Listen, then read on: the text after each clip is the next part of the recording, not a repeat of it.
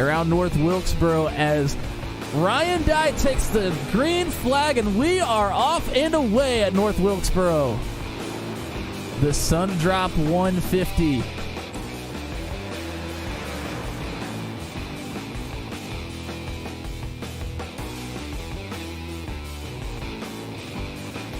Whoa, and a little stacked up there. Jeff Langston got a little loose. He backs up Chad Stearns and Jeremy McKinnon. Up here in the front, Poliski finally able to get to the bottom of Ryan Dye. He followed him for a lot of laps here. And now they battle side by side. I believe this 15 scheme is Jeremy McKinnon's first ever scheme he used in the Venom Truck Series.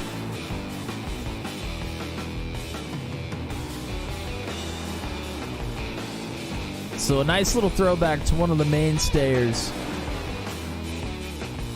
Oh, and here's Rainey. This is where Rainey goes around. He just gets loose and then gets tapped in the rear by not Paul Ellison. That's Corey Rutherford. So actually a couple of separate incidents there. This is a pretty aggressive play. Aggressive strategy from Jeremy McKinnon and John Kay, I believe. And Jeremy McKinnon is going to lead us to the green. He gets a big jump on John Kay.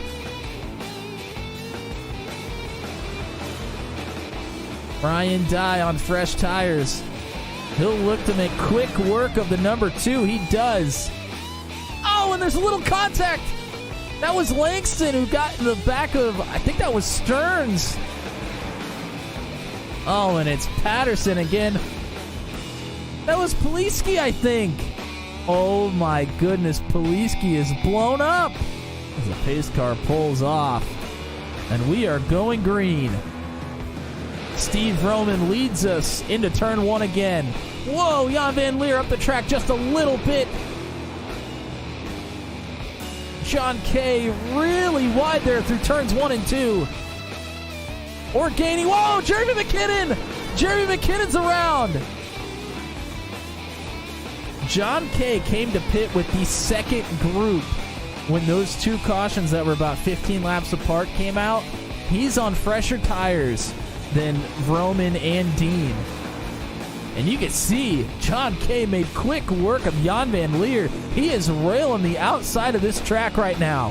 Whoa, and he's a little bit loose out of 2. Boy, he's pushing hard here.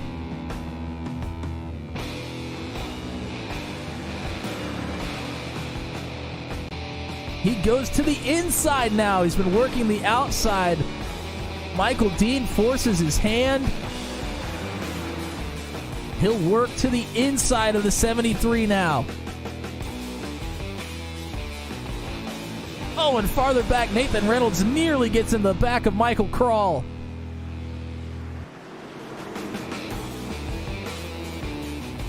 But John Kay, Allstate John Kay, says that everybody's in good hands, especially him right now. And that steering wheel he has, he's cleared Michael Dean into second place. Oh boy, 3 wide. That usually doesn't work out too well. This is Ryan Dye, Jeremy McKinnon, Garrett Rainey. Oh, and Dye gets a little bit loose. Oh, him and Rainey looks like they might have made some contact. Oh, and Rainey goes for a ride. He gets stuck in the wall. What a glitch that was. And John Kay's gotten around Steve Roman. I can't believe how much speed he's been carrying around the outside of this track. How it plays out. John Kay will lead us to the line on the outside. Not a great start from Reynolds. Gainey cannot clear the 51 of Reynolds. He'll need to if he wants a shot at this thing. Reynolds goes wide out of 4. He's still there, though. 2 to go.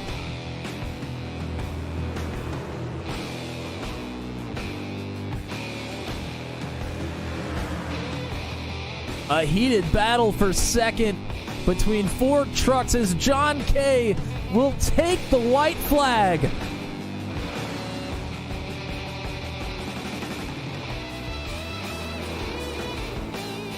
Gainey finally able to clear Nathan Reynolds.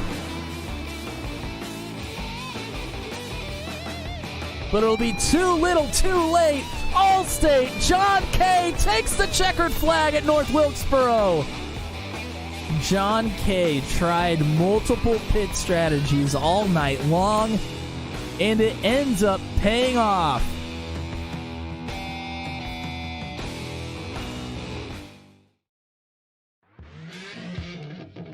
History is potentially just 225 miles away from being made here tonight as the Season 5 championship hangs in the balance tonight around the track Too Tough to Tame, despite the fact that we'll still have a race left to run after the checkers drop.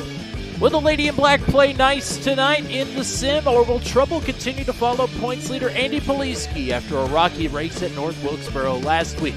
Round 15 of Season 5 of the Venom Truck Series and the penultimate round of the championship is the endurance race. 225 miles around Darlington Raceway, the Venom Southern 225 is around the turn on turn 200.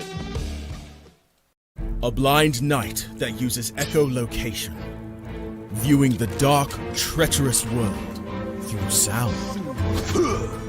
Trapped in a dungeon keep, endangered by combatants, where hazards lurk around every corner. Make sound to have vision, or don't and be stealthy. Avoid impaling threats throughout the dungeon to escape. Engage with other prisoners. No, I've been here about. Could you find the key and unlock my cell? Free them to fight back with more allies. Let's take this guy. The Dungeon Labyrinth has many paths and even more traps. Struggle through the darkness to find your freedom.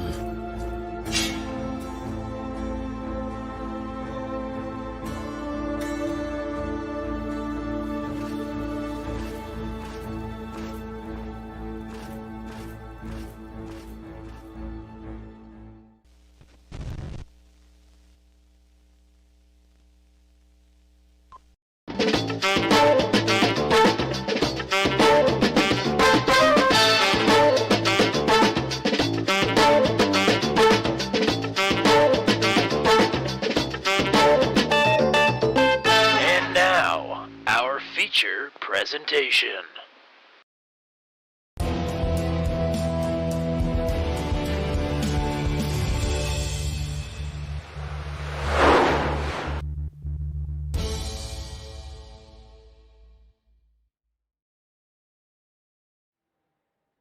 Welcome, one and all, to Darlington. Will everybody please rise for the Venom Truck Series National Anthem?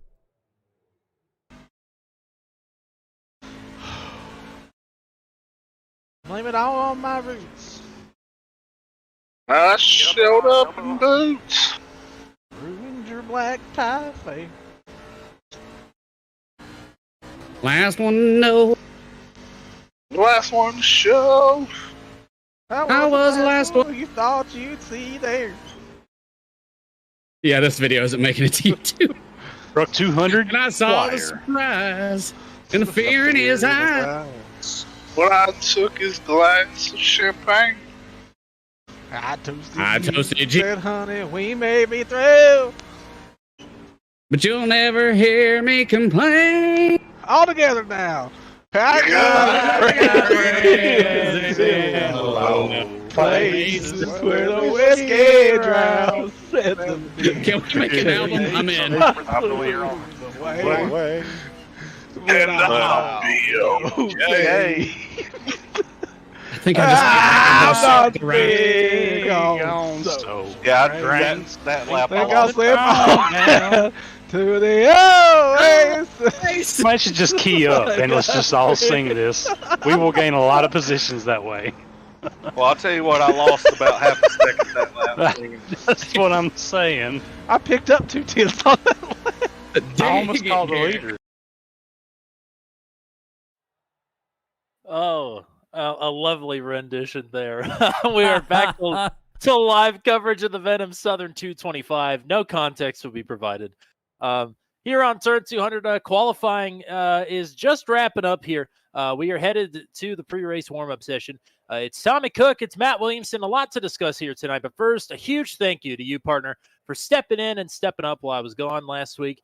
You did a great job with the Sun Drop 150 and got to see a pretty cool race and a pretty cool finish for tonight, though. How are we feeling about a long one tonight here at Darlington? Well, if it's anything like last week's race, it's going to be a wild and crazy one. And to be honest, that's kind of what I'm expecting. We've been watching practice here a little bit, and it's been pretty slick. It's going to be a tough one for the drivers, especially with as many laps as we have here tonight at Darlington, of all places. Second race here in league history. Jeff Langston won back here in Season 1. John Kay won here the last time that we were here. He got his first career win here back in Season 3. Looking at tonight's race, though, driver number 32, Andy Poliski, comes in as the points leader. He has a few paths to lock up the championship tonight, one race early. Matt, how can Andy get that done here tonight? Well, I have a graphic to show everybody here, so why don't we go ahead and do that. This is going to walk you through the ways that Andy Poliski can clinch the championship here tonight. He can basically outright clinch it with a 4th or better here at Darlington. Now, he can get 11th or better, and as long as he gets a start at Rockingham, which I would assume that he would, barring extreme circumstances, he can get 11th or better tonight, and as long as he starts next week, he will have won the championship then. If he gets 12th or better with a lap led and a start at Rockingham, he can clinch it, and 13th or better with the most laps led and a start next week at Rockingham, he can clinch it that way as well. So those are some of the scenarios we're looking at here tonight.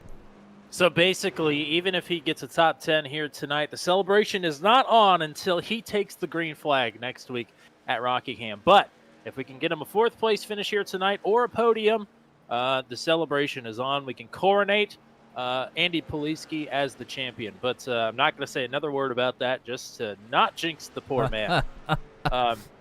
For the record, he is on the outside pole for tonight's race. Nathan Reynolds grabbed his pole here tonight at Darlington. The Season 6 schedule was just released moments before we came on the air for the Venom Truck Series. We don't have a graphic for it since it's so fresh, but there are a lot of banging tracks on the schedule for next season. I don't know about you. Yeah, there certainly are. There's actually a couple of brand new tracks to the Venom Truck Series as well. The first races in league history at Canadian Tire Motorsport Park and New Hampshire. So those are going to be something new to look forward to for you longtime viewers of the Venom Truck Series. We'll also return to some tracks we've only been to once in the Venom Truck Series. That includes Twin Ring, Motegi, Richmond Oval, and the Charlotte Oval. So the Charlotte Oval is actually going to close out the season, so that's probably going to be a pretty interesting one in my mind. And we have some old favorites back on here as well that we've had here in Season 5 also, like Watkins Glen, Texas, Bristol, which is going to be the throwback race next year is what I've heard, and Talladega. So there's a few more races, obviously, but those are some of the highlights. And what I'm excited for is we have 3 proper super speedways on the schedule next year. Yeah, 3 proper because the All-Star race will be at iRacing Super Speedway. Missed an opportunity to go to right turning Monza, but we may rectify that here soon. Season 6, it all starts here on Tuesday, May 9th with the Rocket Man 175 from Daytona, and it will be right here on turn 200. We have Season 6 here. We can't wait to get back to it here in just a couple of months. Alrighty, Matt. We got about a minute left. I think we're going to have a short pace lap. Why don't you tell us what our track conditions are and what we're going to be watching for as this race rolls along here tonight? Yeah, absolutely. Let's take a look at the weather. Looked at it a little bit earlier. It's actually down a couple of degrees. We're at 93 degrees at the track temperature as we speak. So I think it's supposed to actually cool down throughout this race as well. So it's going to be pretty cool here tonight on cold tires. That's going to be something to really watch for. The fuel window, I'm assuming, will be around 75 laps or so. but the tires are going to be pleading for help at that point. So I don't really think we're going to make it that entire way, but we'll have to see. We know that we have some people that like to change up the strategies here in the Venom Truck Series. Also, 0 fast repairs, but tonight, since it's an endurance race, we have 4 extra sets of tires rather than 3. And a lot of drivers are going to be very happy about having that extra set of tires as this race rolls along here tonight. It's going to be a wild one. It's going to be a slick mama out there on Darlington. But here we go for the penultimate round of the championship here in Season 5. A lot on the line here tonight besides winning the Venom Southern 225. Grabbing career pole number 14, third of the season, Nathan Reynolds will lead the field to the green here with the current points leader who has an opportunity to clinch the title here tonight. Andy Poliski starting on the outside front row. On row number 2 on the inside, great qualifying effort for Will Salamone. He rolls off in third. Starting in fourth to his outside, it is Jeremy McKinnon, who announced today that he is thinking that he will be back full-time next season with the Venom Truck Series, so that is very cool. Chad Stearns coming off of a couple of bad races. He rolls off in fifth here tonight, looking to right or wrong. Jeff Langston has an opportunity at history here tonight. If he can get to the front, he's looking to be one of the first drivers to lead 1,000 laps in league history, but he has to get through Andy Poliski to accomplish that. He's going to start in 6th here tonight. On the inside of row number 4, Steve Froman will start in 7th. Rolling off in 8th to his outside is Jan Van Leer, who is on quite the stretch right now. Row number 5 on the inside, TJ Bartell with Michael Dean. Dino starts in P10. Row number 6 on the inside is Luke Peterson. Paul Ellison will start to his outside in 12th. In 13th, Eric Breeding. 14th, Garrett Rainey. Row number 8 on the inside, John Kay, last week's winner of the Sun Drop 150 with Brantley Gainey. First and second are his last 2 finishes. He's on quite the roll. Brian Dye deep in the field here in P17 with Corey Rutherford to his outside. In 18th, Paul Sargent, Austin Holyfield make up row number 10.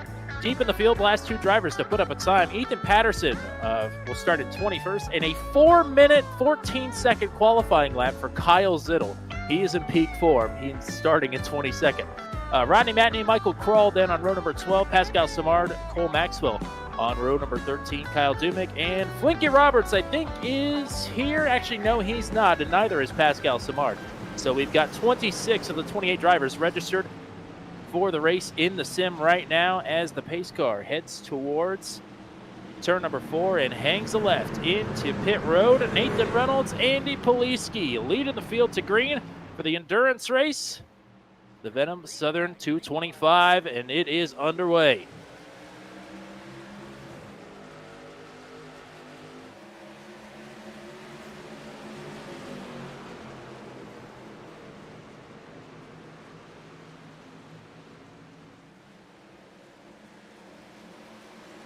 Oh, Salamone. I was waiting for somebody on the bottom to get a little bit loose. Salamone's the first victim, but just a tad loose. He's able to corral it pretty easily. Oh, there's a caution out, though. Kyle Dumick is around on the back straightaway, and he will bring out the first caution of the race. That looks like some pretty hefty damage there on that truck. Yeah, the smoke started pouring out on it. It was such an innocent little mistake, too, just running a little bit too high. He catches the wall where it juts out, where the safer barrier sort of starts on the back straightaway. And, I mean, just innocent little bitty contact, but that truck is destroyed after it. Yeah, well, he comes down and clobbers the inside wall. There's really not a lot of room to stay away from that inside wall. It takes a pretty darn good wheelman to keep it off of it, and unfortunately, Dumick got the worst of that one. In Season 1 here, we had 1 caution, and in Season 3 here, believe it or not, we had 1 caution. We've had 2 combined cautions in the 2 Darlington races here in league history, so... Wow, that's actually insane. Yeah, that is pretty crazy. They usually have it pretty buttoned up here, but we have already matched that total here before we have come around to complete the first lap.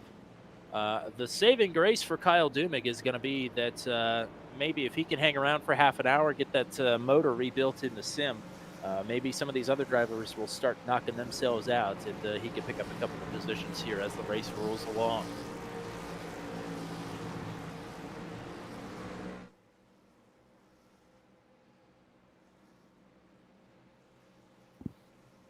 Yeah, State Line Sim Racing in the chat stating the fact that Kyle Zittel ran the slowest qualifying lap in history.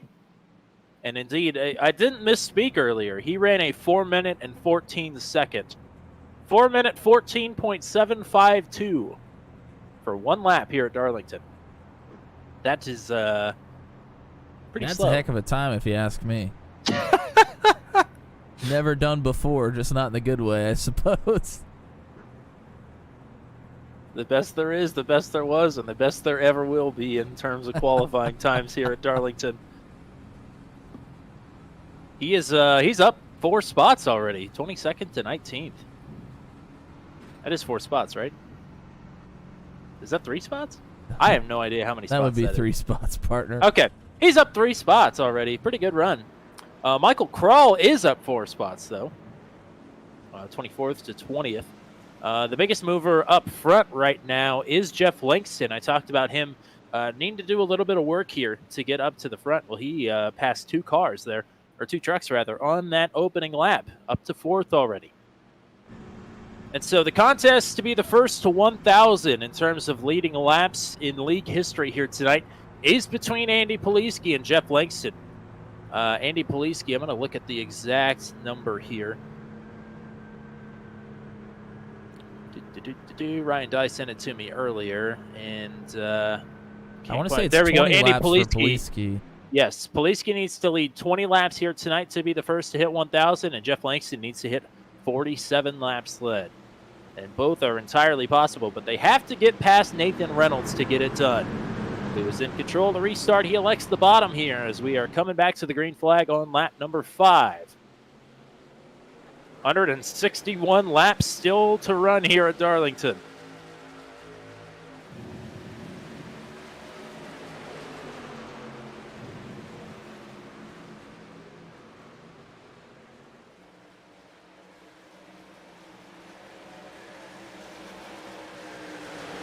Everybody minding so far. Out of turn 2, down the back straightaway. Bartel had a huge run down the backstretch. He's going to get past Jan Van Leer. Steve Roman actually passed Jan Van Leer on that as well. Our first full green flag lap here. As look at all those trucks migrate up to the wall. That's where you're going to have to live tonight. It's just a little scary. Yeah, Darlington is yeah, nothing. Gainey's up in the wall. Oh, man. He's able to pull it off pretty quick, but Jeremy definitely some contact. McKinnon got out of shape out of turn number 4 as well. Jeff Langston is going to scoot on by, so move Langston up to P3. Langston is on the march.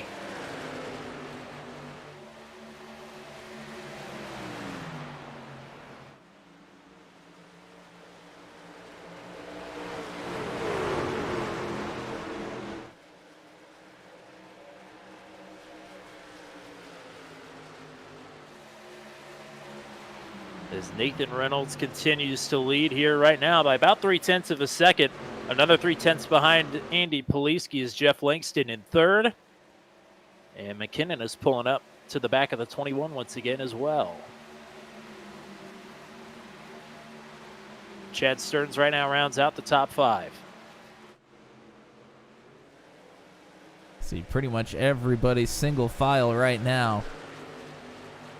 I think as the tires start to wear, you'll definitely see who has it here and who doesn't.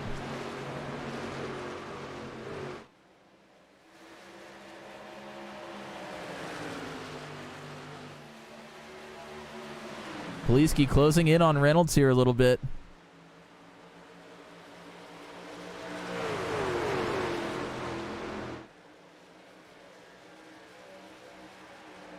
Trying to inch his way forward. He cuts into the gap that last time by about 0.5 tenth. Less than a truck length now between the two.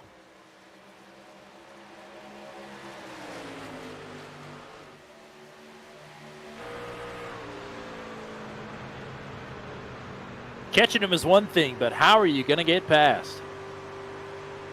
It's going to be pretty difficult early on in a run. I think you're going to have to maybe sit behind him unless he makes a big mistake.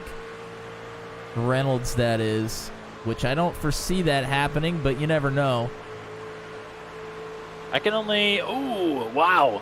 Reynolds did jump the cushion there just a little bit. Poliski checks up, so didn't really gain anything out of the exchange there. I was just about to say, I can only think of one notable Reynolds mistake this season, and it was speeding on pit road under caution. Well, that's what happens when you text and drive.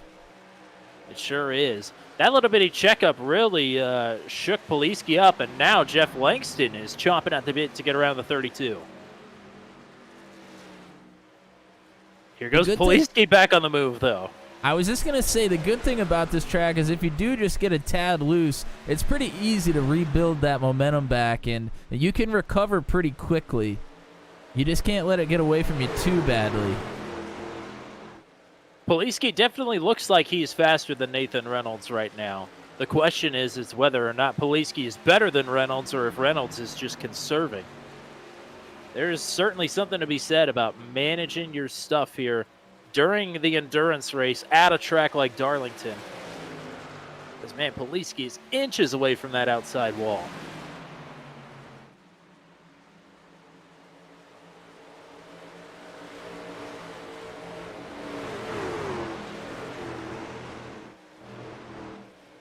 Poliski backs off. Langston is not, though. Takes just a little bitty peek there into turn number 1 to the inside. And lets Poliski run free again. Poliski just going to pull right back up to Nathan Reynolds, though. Poliski looking strong through turns 1 and 2. I think Poliski's pretty comfortable running high on entry. That's kind of the scariest thing to do. But he looks pretty comfortable running high and carrying momentum all the way through the corner. Actually dips a little bit lower through turns 1 and 2, but he enters higher than Reynolds in 3 and 4. We talked about the individual points championship that Andy Poliski is going after right now. If the race were to end right now, he would have the championship locked up. But also a team championship on the line, and that one is even out of reach than Poliski's individual championship. Right now, Broke Guy Racing is running 2nd, 3rd, 4th, and 8th. Well, if we go back to earlier in the season, I can't remember how many weeks in a row, but it was at least 2 or 3. They were all on the podium. At least 3 of them from Broke Guy Racing were on the podium in the same night. So that's not really a surprise. It was during Jeff Langston's reign of terror here as Andy Poliski's about to drop to the bottom and give Langston the 2nd spot. Maybe Poliski saying, all right, Jeff, you may be a little bit faster than me. Go right on ahead. See if you can fare any better. Yeah, Poliski in jeopardy of McKinnon now, though. He gave up a lot of time there. McKinnon at a couple of points was also looking to get around Jeff Langston. So really, really tight battling up front here for every position, except for the lead pretty much. As of right now, Jeff Langston trying to change that, though. He's closed the gap back to within about half a second of Nathan Reynolds, who's led them all thus far, working lap number 18 of 165 here tonight. And maybe Poliski thought he was being pushed a little too hard and wanted to sit back and relax maybe just a little bit rather than pushing so hard for the lead. Maybe save something for later, but Langston wanted to go now.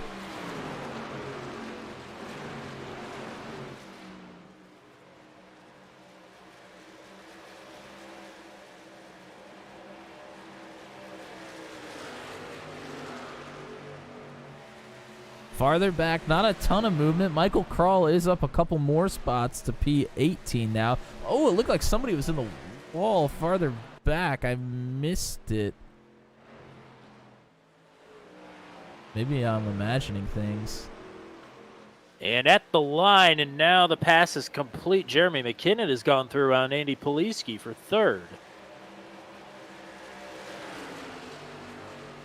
So Polisi continuing to backtrack here just a little bit. Sitting in the magic 4th position right now. If he finishes 4th or better here tonight, he can, in theory, take the week off at Rockingham and still win the championship. And if you were with us last week, you remember that he was fighting for the lead and ended up getting taken out by somebody that had spun around, and he just couldn't avoid the incident. So maybe thinking to himself he needs to just take it a little bit easier here tonight and sit back here in 4th, 5th, maybe 6th, just take his points and, make sure that he stays safe. TJ Bartell a couple of laps ago got through on Steve Vroman and was working on Michael Dean. Dean had a big moment out of turn number 2. It didn't hit the wall, but had to roll way out of the Vroman's into Dean! Vroman hits Dean up into the wall to get through. So another big moment there for Michael Dean. Oh, they're farther behind. Rainey Oh my gosh. gets together. I don't know if that was Van Leer or Ellison, but Rainey's dropped a couple spots now. That is Jan Van Leer. So this is now for spot number 10. Paul Ellison right behind as well in the Bobby Ellison throwback scheme. Oh, Van Leer really sends it in. He drifts high towards the wall. And here we go, farther down in the run. This is where it starts happening. Jan gives Michael the top, rolls out of it. So Michael is going to take the spot back. These are teammates, mind you. Paul Ellison isn't, but Jan and Michael are.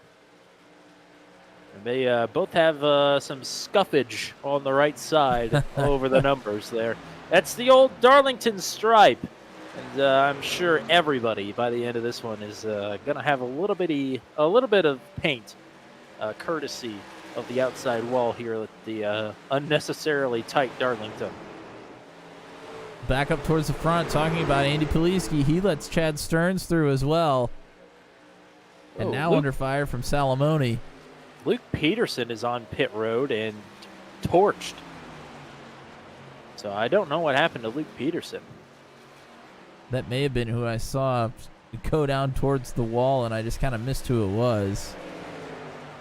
So it happened a couple of laps ago. He's sitting in the pits on lap number 23. Leader's working lap number 25.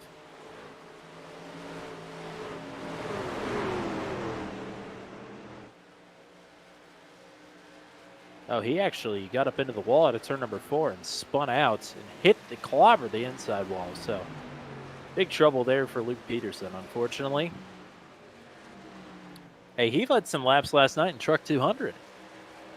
He sure did. There were a lot of people up and down the leaderboard there last night. It was an interesting race, that's for sure. Oh, somebody else just crashed out of turn number 4. I think it was Holyfield. Let me see if I can take a look at that one. Starting to drop like flies. It might have been. Yep, it was Austin Holyfield. You're right. Holyfield, he's just kind of straddling the bottom line there. And must have happened before this. He's trying to get to pit road here. Huh, interesting. Oh, he was trying to get to pit road and he hits the inside wall. He didn't make it. Not sure about that one. So Nathan Reynolds has just gotten through on Ethan Patterson to put Patterson one lap down. Jeremy McKinnon is slugging it out with Chad Stearns now for the 3rd spot. Stearns has gotten through on Poliski and now is going to work on McKinnon to put himself up on the podium. This is classic Chad Stearns right now. Just kind of sits for a little bit. As the run comes to him, he starts moving forward. Poliski in a side-by-side battle with Will Salamone. This would be to stay in the top 5. So Poliski is struggling to hang on here. Either that or it's in ultra-conserve mode.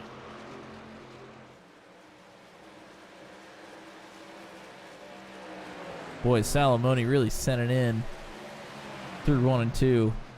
Chad Stearns now looks underneath the 12 of McKinnon. Boy, McKinnon right up on that wall. Stearns will clear. Gets it done. Poliski fighting back on Salamone, who did not get a great corner exit. And TJ Bartel is reeling both of them in.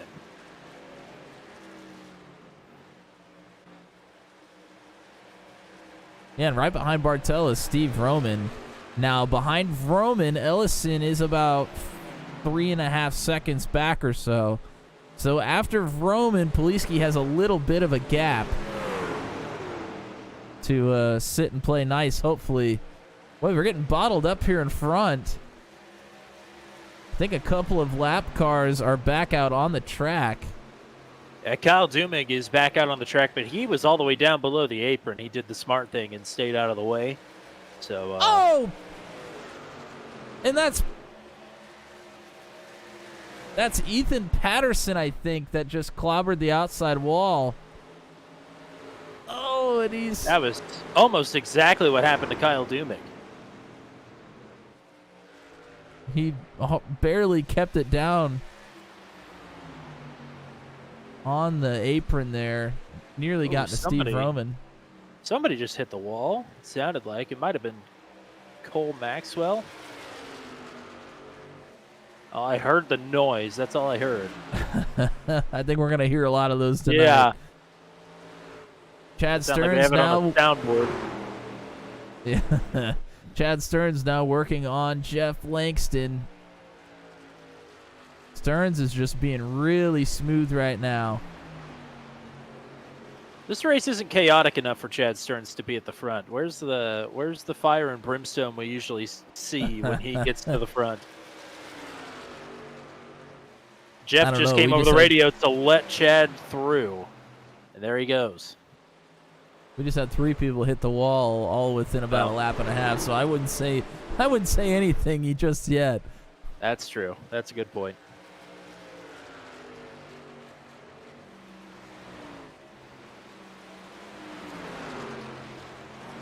Luke Peterson has disconnected from the server. Pascal Simard and Flanky Roberts never made it back, so they are going to take DNSs here tonight. That's unfortunate. We were looking forward to having Flinky back. He said he might be back tonight. He's been in the practice session for the last few weeks, but I don't know, just isn't feeling it right now.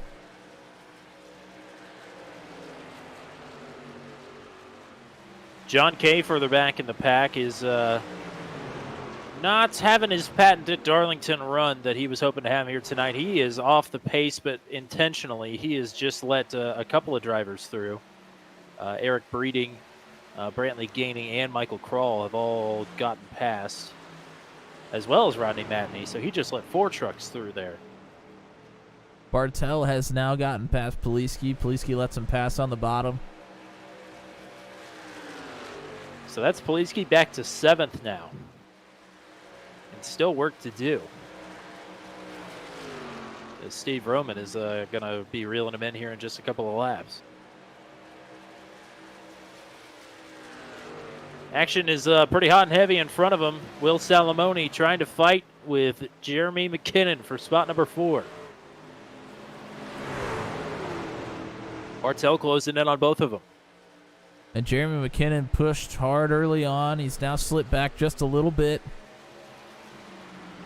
Currently in 4th, but under fire from Salamone. TJ Bartel coming on strong here later on in this run as well.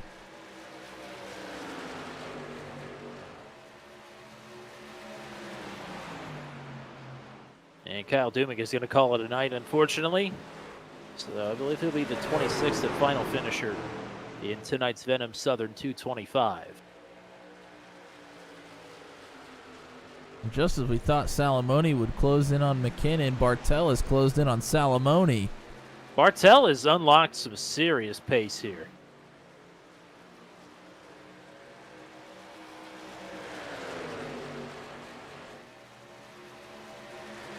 This group might actually be holding each other up as well, as you see Poliski and Vroman come into the picture. All 5 of these trucks pretty much right together now.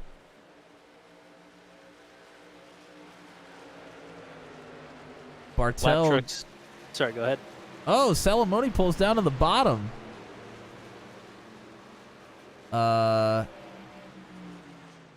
Hangs on to it. That apron is sketchy. So it was a nice gesture, but it almost really cost Will there.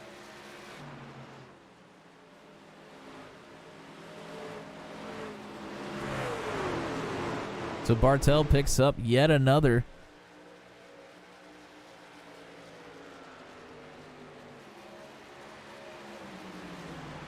For tire fall off purposes, we're looking at about a lap and a half of speed right now. Nathan Reynolds' best lap of the session, who is your leader, 30.2, and his last lap was a 31.7.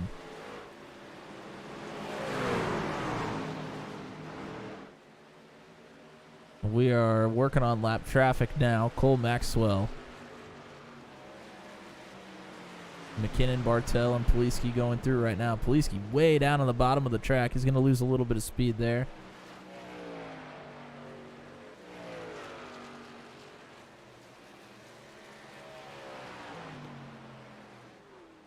Chad Stearns about equidistant in between Nathan Reynolds and Jeff Langston, sitting in second. Love it. Yeah, that gap has been hovering right around the 1.9 second margin. No caution is out. Down the back straightaway, I believe, we have one truck around, Corey Rutherford.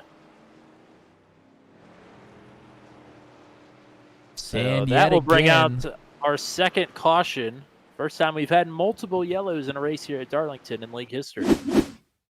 I think you're going to see him drift up into the wall, either that or just get loose, and he's not able to control it and not hit the wall on the bottom. Yep, hard into the wall on the outside. Spins down towards the inside wall and just absolutely clobbers it.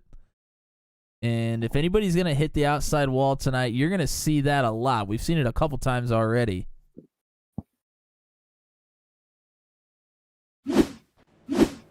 And there's smoke pouring out of that one. He's going to have some lengthy repairs.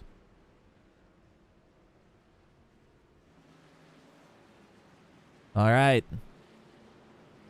We see the trucks drifting down already. I'm thinking just about everybody is going to be coming to pit road here. It looks like actually Will Salamone is going to stay out, if that's who that is. Indeed it is. It is Salamone. Cole Maxwell staying out as well, I think, but he is a lap down. He should be the lucky Interesting dog. strategy for sure. I don't think you're going to hang on very much on 45 lap old tires here.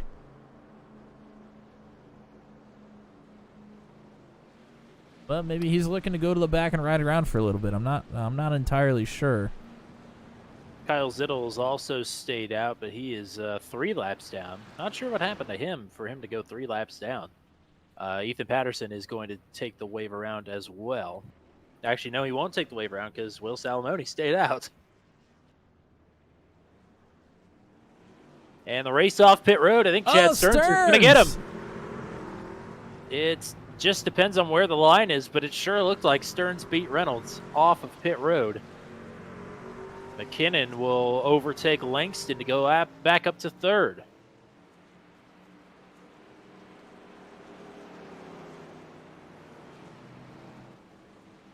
So barring any penalties, it looks like Chad Stearns will be the first truck on the restart here. Will Salamone is coming to pit road. Yep. Yep. So he just wanted to lead a lap, and why not? This is that's only his 3rd lap led of the season. That's hard to believe.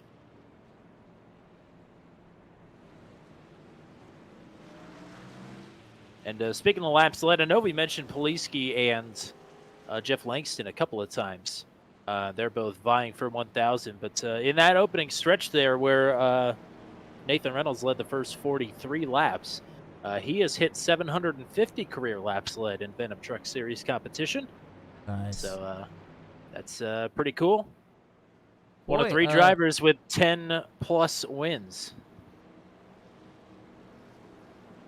Tommy, did something happen to Steve Vroman here that I missed? Looks like he's a lap down in front of your leader right now, looking to get a wave around. That's interesting. I Yeah, I must have missed it as well. Let me go back. Oh, lap 18 is 1 minute and 14 seconds. Yeah, he pit under green on lap 18. I'm going to say lap 17, he is going to get up into the wall. Oh, this is practice. Never mind. Oh, my gosh. Oh, Corey Rutherford in the chat says his race is over. 35 minutes of required. Wow. Yikes. Yeah, so Steve Roman, I think, is running maybe on an alternate strategy. Either that or he gets up into the wall and pits 2 laps before the caution comes out. Huh. So if he's on some sort of an alternate strategy, he kind of got screwed over. Yeah, he was looking to early pit, take advantage of some tire fall off from everybody else, and well, he's gonna have to start in the back now. Alrighty, working our second caution of the race. We'll be coming back to green on lap number 47. Chad Stearns now the third different leader of this race. Will Salamone is led for 1 lap.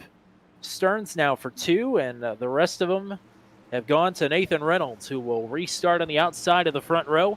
Jeremy McKinnon, Jeff Langston on row 2, TJ Bartzel, Andy Poliski on row 3.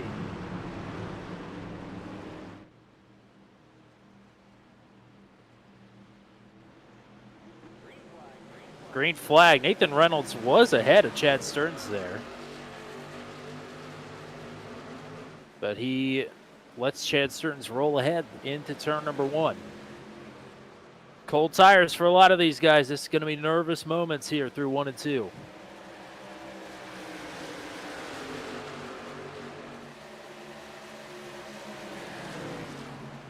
But he holds the wheel out of turn number 2 and down the back straightaway. Chad Stearns coming out of turn number 4 to lead his first green flag lap of the race. Boy, Paul Ellison really sent it into turn number 3. He's right behind Ryan Dye, who are behind your points leader, Andy Poliski. Michael Krall up to 9th. He is up 15 spots already. Michael Krall putting in a heroic stint thus far. You talk about drivers that are on a good little stretch here. Him and Jan Van Leer both have really come to life here in the back half of the season. Yeah, and talk about them. What about Brantley Gainey as well? Yes. Really the hero of the last 2 races outside of John Kay. Brantley Gainey averaging a 1.5 finish across the last 2 races. Averaging 1.5, currently sits in the 1.5.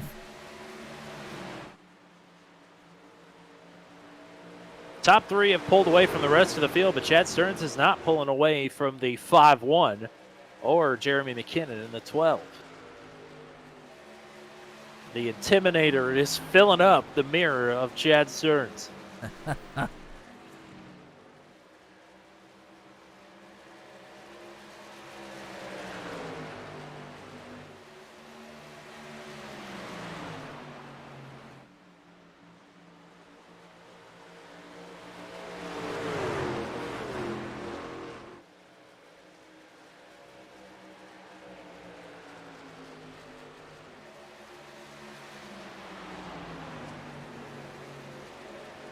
These 3 in the front staying glued together still. McKinnon really pushing hard, it looks like right now. He's more like diving. They're drafted at Talladega. McKinnon's really diving it down into turn 1. Takes a little bit of a higher entry through turns 3 and 4, trying to carry that momentum. Hey, he is really moving all about. This is kind of one of those places that you got to find where you're comfortable. You certainly do have to, but you hope that he's not roasting his tires by doing it. Well, that's true. You also got to try to find a rhythm. I mean, these guys are coming off of 45-lap old tires. They had an old rhythm that they were finally getting used to. Now they have to come in on fresh tires and figure out what they were doing the first time around, or maybe how to do it even better. Reynolds might look to the bottom. No.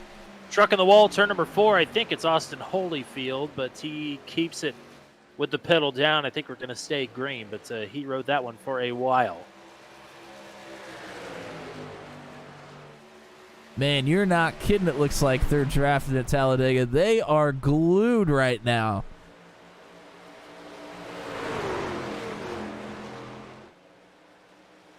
And 4th and 5th place aren't really going anywhere either. Reynolds looks to the inside of the 05. Here we go.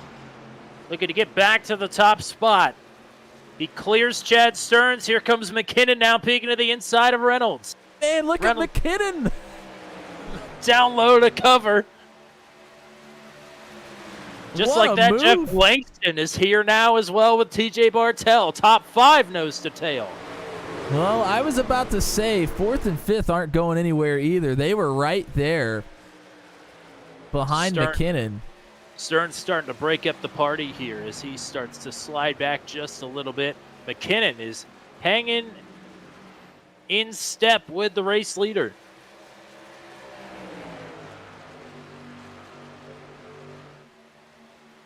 If McKinnon can get to the lead here, that would be a big shot of rejuvenation that it seems like McKinnon needs right now at this point in the season. John Kay just got up into the wall. Sounds like he may have had some help.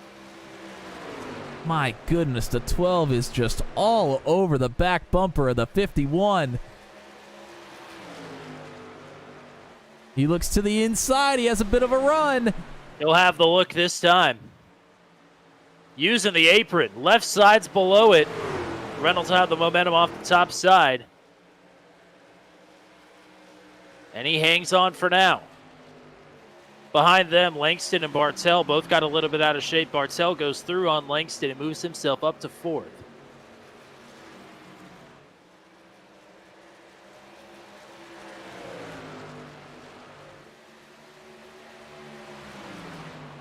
Man, if you can't make a move stick here, it takes a little bit to be able to put together another one.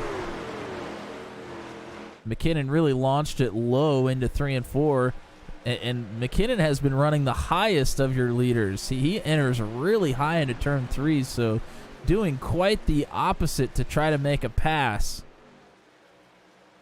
You mentioned Michael Krall up 24th to 9th. How about the driver that started to his inside on row number 12, Rodney Matney? Rodney Matney's right behind Michael Krall in 10th. So a couple of big movers here. Ryan Dye's up 10 spots from 17th to 7th as well.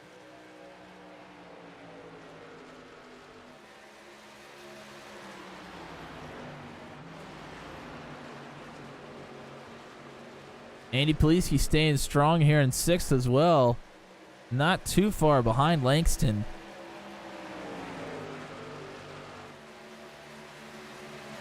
Steve Roman, after taking the wave around, is working through a couple of trucks. He just passed Jan Van Leer to move himself back up into the top 15. He doesn't have tires that are as fresh as some of these other drivers, but they are still pretty fresh in the grand scheme of things, because he pit right before the caution came out.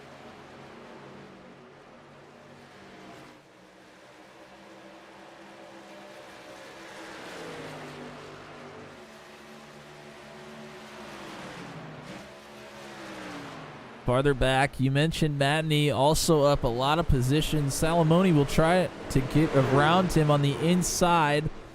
This is a lot like what we saw McKinnon try to do for the lead. Although Salamone still able to carry quite a bit of momentum down that front stretch. Oh, and it's really low. Oh! Matney drifts high. Matney in the wall. Dean's going to look to make a pass here as well. Oh, he gets in the takes back of Dean! him.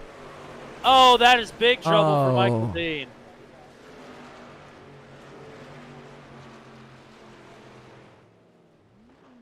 Oh, Dino. Man, that's a darn good-looking Coca-Cola truck, too. Well, you could certainly see the chain of events that unfolded there. The question that I have, and I think the answer is no. Did Salamone and Matney make contact there? No, they never did. Salamone actually entered really low. And I think what you're going to see with Matney is he when he's working underneath the Dean, he actually clips the apron and it juts him upwards into the left rear quarter panel there.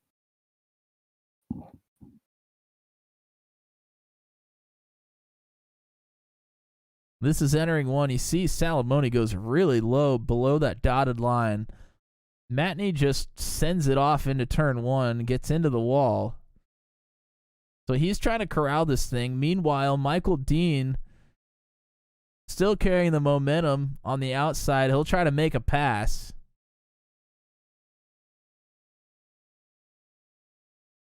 We continue to watch in slow motion here. We'll see what happens to Matney. Dean comes down just a bit to try to carry some speed. Oh, man, and just ever so slightly, Matney touches the left rear quarter of the 73, and this is what we talked about. You really can't get those binded up. That inside wall is so close to the outside wall. Pretty narrow track there. And he's just not able to get it gathered up.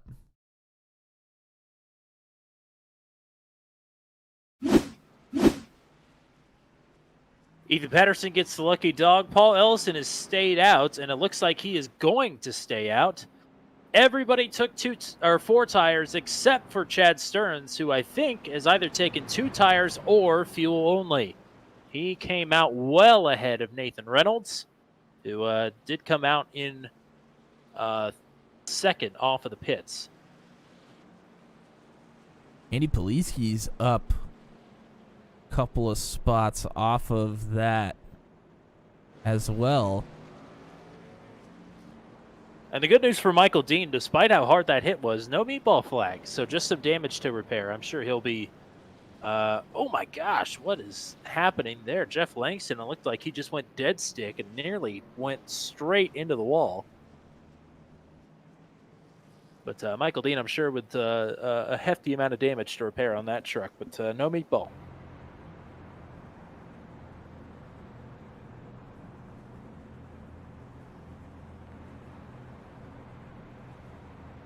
It's crazy to me that there were only 2 total cautions before tonight.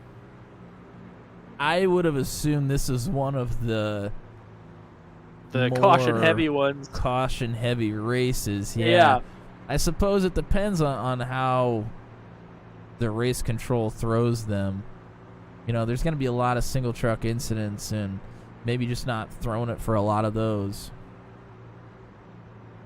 So a strategy note from our wiretaps here. Chad Stearns, when prompted, has said that he took fuel only, but it was not on purpose. Ooh. He hit the wrong hotkey, and it unchecked his tires, apparently. So Chad Stearns is going to line up to the outside of Paul Ellison with the same lappage on both of those trucks on their tires, which 4 fresh Goodyears behind them with Andy Poliski and Nathan Reynolds.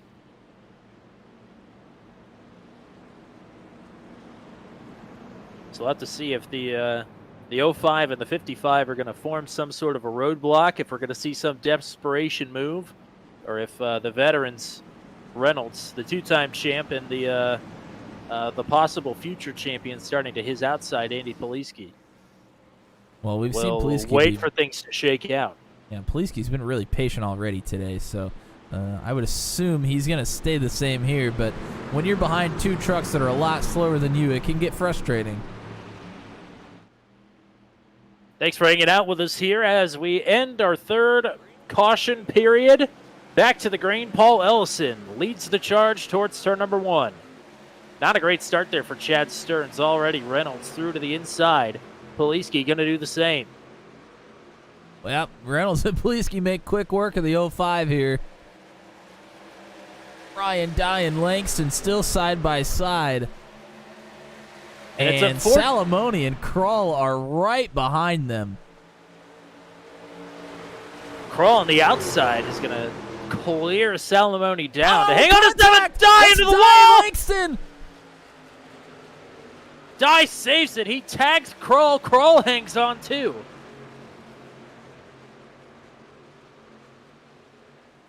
Whoa, boy. Looking for damage on Krull. I don't really see any damage, but man, he did a hell of a job to make sure he didn't get out of control there. I don't think that was netcode. I think they made actual contact there. Certainly. I can try to go take a look at it. I'll get a replay ready, and then we can go to it at some point here. As Nathan Reynolds now is taking the lead back outright over Paul Ellison.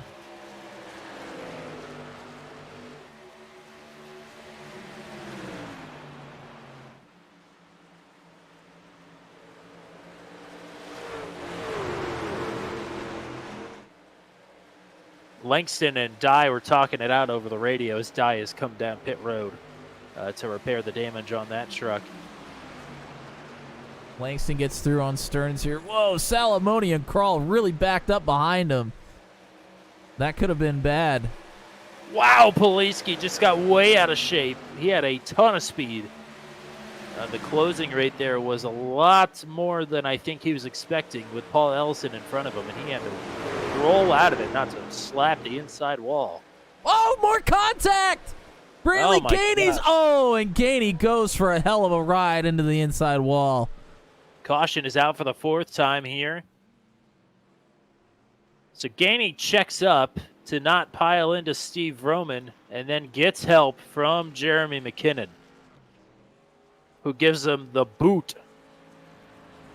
All right, let's go ahead and take a look at the replay that brings out this caution here. And then we'll go take a look at the replay, what happened to Mr. Dye.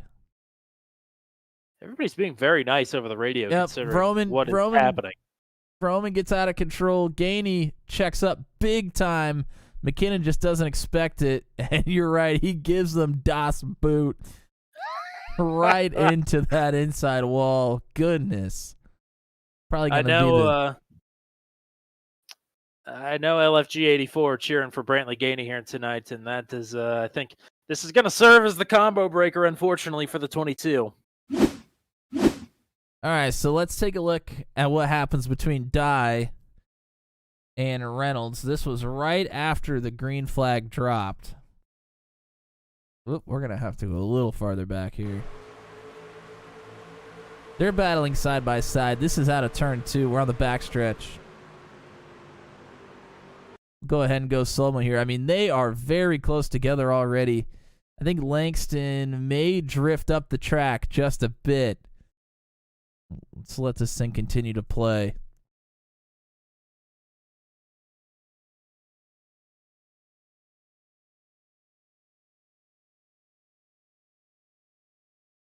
Oh, and just not clear. Dye comes down a little bit to get speed off the corner, and Langston was trying to move up the track just a little bit. I don't know if Langston thought he was clear, if he just thought Ryan Dye was maybe a little bit higher up on the track than he was.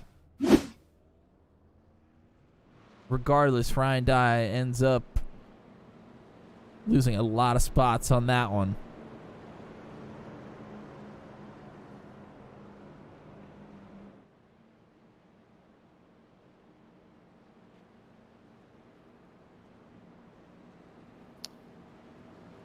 And after the contact with Brantley Gainey, Jeremy McKinnon is retired. He's called it a night. That's Really? Yeah, man. I don't think that had really anything to do with Jeremy. That was just tight racing, and things like that are going to happen. That's yeah. I mean, certainly not on him. There's just such a quick checkup that he didn't recognize. I mean, he did get really hard into the back of Gainey. He could have had quite a bit of engine damage that we couldn't see. I mean, maybe. That's too bad. It shouldn't surprise anybody that the first two trucks onto pit road this last time by were Paul Ellison and Chad Stearns. So the only upside, I think, to Chad Stearns oopsie-daising into not taking tires is that he was one set up on everybody else. Now he'll have a little bit fresher rubber here. A reminder that there is an extra set of tires for these trucks here tonight, but we're not even halfway through this race, and we have already used 2 of the 4 allotted sets. Yeah, usually at this point, after 2 pit stops, taking 2 sets of tires, they would only have 1 left with over half the race left. So good on the league to recognize we need another extra set here tonight. Yeah, Monday League wouldn't do that. That's for sure. Guess who they'd have to thank for that one? I don't know. Not me, I can tell you that. Spin the bottle. Well, if you're hanging out with us here tonight, we got a decent little group in here. Let us know. Give us a shout. Give a shout to your favorite driver as well. We'll shout them out here as we get ready for our 4th restart of the race. Nathan Reynolds, Andy Poliski, right back where they started, 1st and 2nd. Jeff Langston up 3 spots to 3rd. How about Michael Crawl? He is up 20 positions. He is going to be on the outside of row number 2 for this restart. Incredible. Will Salamone hanging tough after a 3rd place starting spot. He is still in the top 5 here, but TJ Barteld was outside. Steve Roman, Jan Van Leer, 7th and 8th, exactly where they started. Eric Breeding up 4 spots to 9th, and Paul Sargent is in the top 10, up 9 spots from 19th. Great to see the 49 up here. Rodney Matney, despite some damage on that truck, he is just outside of the top 10 and 11th. Chad Stearns, first one off pit road, back in 12th, with Paul Ellison 13th, Garrett Rainey 14th, John Kay in 15th, Cole Maxwell 16th, and Brantley Gainey still in the lead lap, the last truck to be there in 17th. Kyle Zittel was the free pass driver this last time around. He is now back to 1 lap down in 18th. Green flag is back in the air. Reynolds has been getting really good starts. Gets another one here. Oh, Crawl a little bit loose through turn 1. Able to corral. He stays ahead of the 99. Caution is back out. 5th caution of the race. And it is Michael Dean again. Oh, no. Dino is not having a nice time here tonight. Gone from bad to worse. Really interesting set of circumstances there. Ethan Patterson, Kyle Zittel, Ryan Dye, all in the vicinity of the scene of the crime. Oh. And that's Patterson. Patterson just clips the apron. Gets down below that dotted line, and he just gets loose and comes right up into the 73. Innocent mistake, certainly. And Patterson's been having a rough go of late. Watch what happens here with Patterson.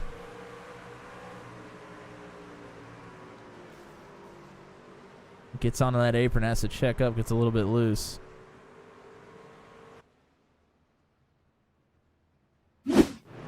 So I don't know, because Kyle Zittel was the one that got into the back of Patterson there. I don't know if Kyle Zittel is going to get the lucky dog as a result of this.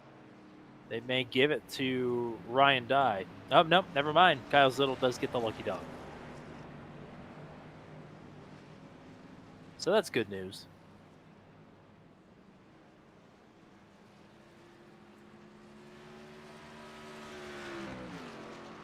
Yeah, he has a lot of damage on the front of that truck as a result, though. Look at how crinkled in that front bumper is.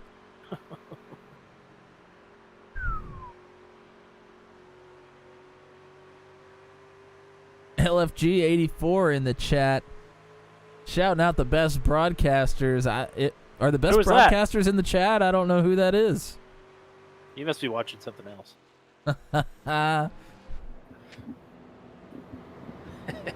No, we appreciate it, partner.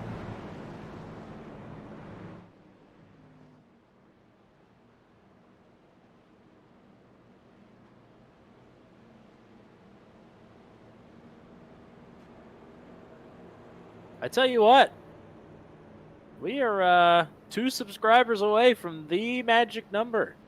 So if you're watching here tonight, the magic number. Wow. So if you're watching here tonight and you're not subscribed, you have an opportunity to be subscriber number 200 on turn 200. You will be put in the annals of history. When they look back on humankind, they will look back on you very fondly. That's a lot of pressure. That is a lot of pressure. But who will it be? Who will it be? Everybody What that's out happened there tonight? watching, maybe phone a couple of friends. I'd like to use my phone a friend. How about you, Tommy? Yeah, I'm out of lifelines, unfortunately. Shocking. You had to use them all in the math questions, I guess.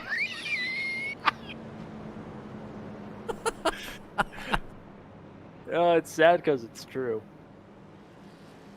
And unfortunately for us, we have to do math. Actually, Ryan Dye made it pretty clear to us what the math was. Lucky for us.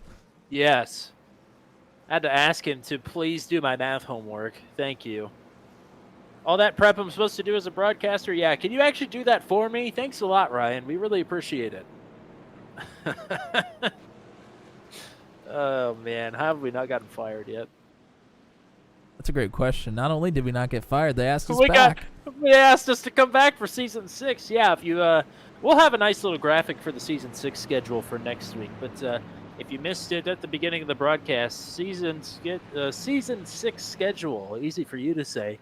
Absolute banger, top to bottom. 16 rounds in an all-star race, just like this season. A couple of first-time tracks, a couple of tracks we've only been to one time in series history, and a couple of tracks that or 4 tracks that weren't on this season's schedule that are back, including Talladega and Watkins Glen, the crown jewels of iRacing with the trucks, I think. So, and Bristol. So, a lot to look forward to in the season. You don't have to wait too long for it. It starts back up the first Tuesday of May. Actually, the second Tuesday of May. But we got to get through this race and one more before we can start celebrating Season 6 fully.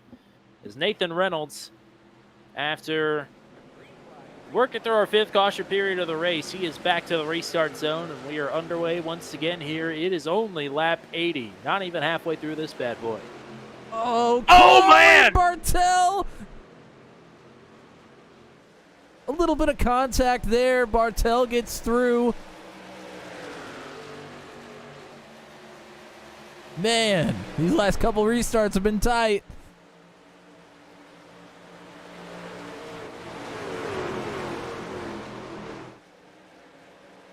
Might need to see a proctologist after this, because it is certainly getting testy around Darlington.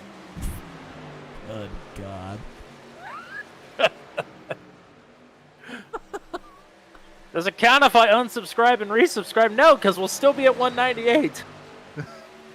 Phone your friends, darn it. We need some fresh bodies up in here. 2 fresh subs. No. Oh, we're only one off. Hey, let's get one more. 199. I'm going to keep refreshing on that, but up front, Andy Poliski is trying to refresh himself on how to get up to the front. Hounding Nathan Reynolds once again. Oh, Langston really loose Wow. off of 2. He's way down the track. How did he gather that up? Here Poliski goes dives to the bottom. Poliski. Maybe trying to force Reynolds into a mistake here. The bottom is really not going to work through with 3 and 4 unless Reynolds makes a mistake.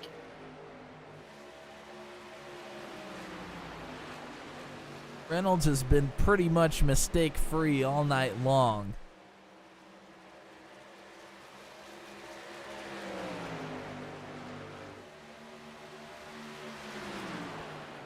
But boy, would it not be a good feeling for Poliski to not only win this race, but clinch a championship with it. He's got it right now without the win.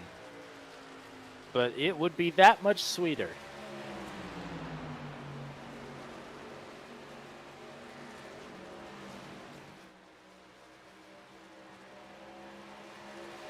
Lindsay G. Hobson says that she's number 200. You better start refreshing. Uh-oh. Oh, we got it! Woohoo! Party. Lindsay G! Heck Thank yeah. you, Lindsay G. Incredible. The We have absolute hit 200 legend. subs on turn 200. That's the All gold number, right. everybody. Thank you all very much. Oh, I didn't think I'd live to see the day. That is awesome. Thank you, Lindsay. Thank you to everybody that's watching, whether you're subbed or not. But an extra special thank you if you are subscribed. You know, we're not going to stop at 200. You know, the next number up is 201, and that's also kind of a cool number. I don't know about the whole Mankind spiel about sub 201, but Oh, Salamone! He barrels it into one underneath of Michael Crawley, makes it stick. he gets it done. So Krall's starting to fade just a little bit after that contact with TJ Bartel. Meanwhile, up in the front, Poliski underneath, right. Reynolds again. Can't make that bottom work off of turn number 4. It's a tough task.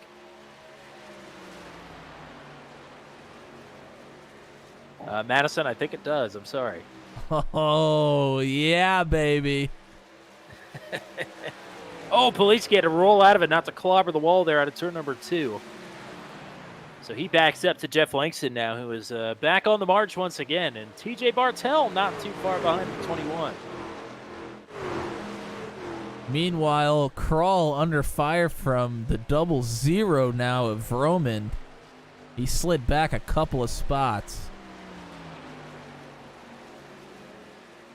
Lindsay G, go ahead, invite all those friends. Bring them on board. We'd love to see them. Yeah, I hear there's like an alligator pond in 3 and 4 here. We might have to rent like a party boat. The big fan boats. The big fan boats. Roman underneath Crawl through 3 and 4. He's still underneath of him. Through The battle for 1. 6.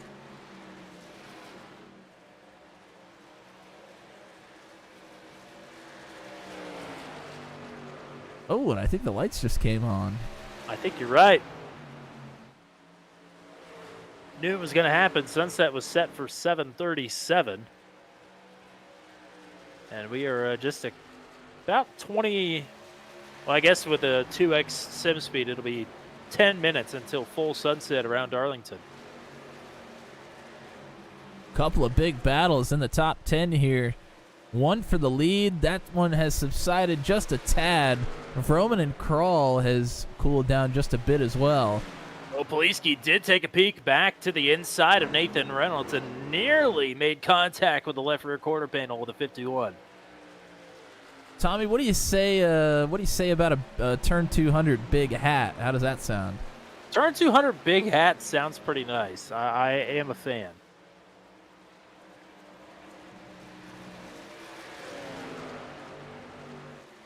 One truck off the pace as the leaders roll by. I think that's Rutherford.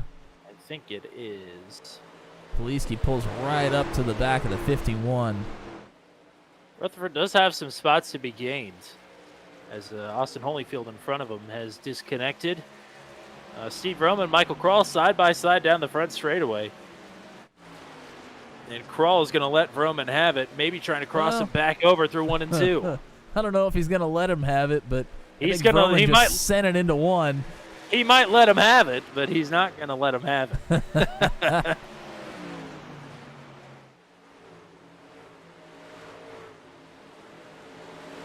Those two battling has allowed the two behind them to pull up as well. That's Jan Van Leer and Chad Stearns. Stearns working on the 5 now, has a big run off of turn 4.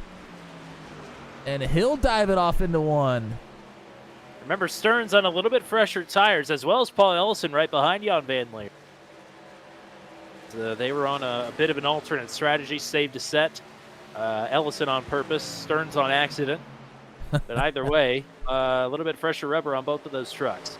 And they both get around Jan Van Leer. Van Leer's in 10th.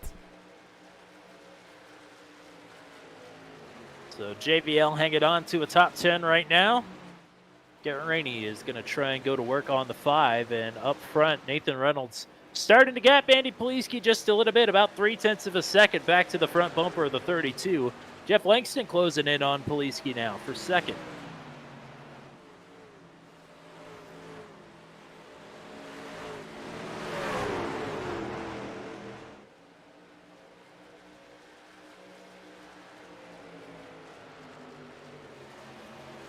Now police. Chad Stearns, we mentioned the fresh tires. He makes a move on Crawl. Crawl continues to slide just a bit.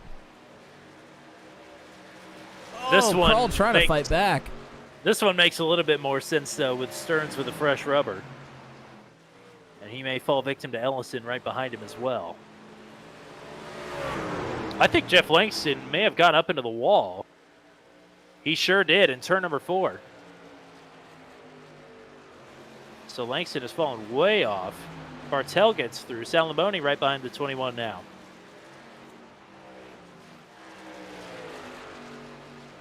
Chad Stearns just dropped out. Packet loss. Oh, my goodness. Wow. Could things be any worse for Chad Stearns tonight? No. That could very well possibly make 3 DNFs in a row.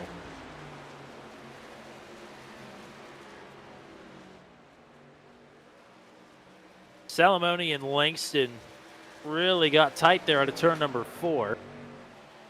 As Langston is on the slide here with right side damage now. That moves TJ Bartel up into the podium. How about it? And I tell you what, he's been putting together a lot of good races here as of late. Not only here, but Truck 200 as well. He's been putting together good races, but this race in particular, he has been picking people off left and right. And Chad Stearns is reconnecting to the session. Fortunately, he is going to be probably at least 4 laps down before he can get that truck back onto the track.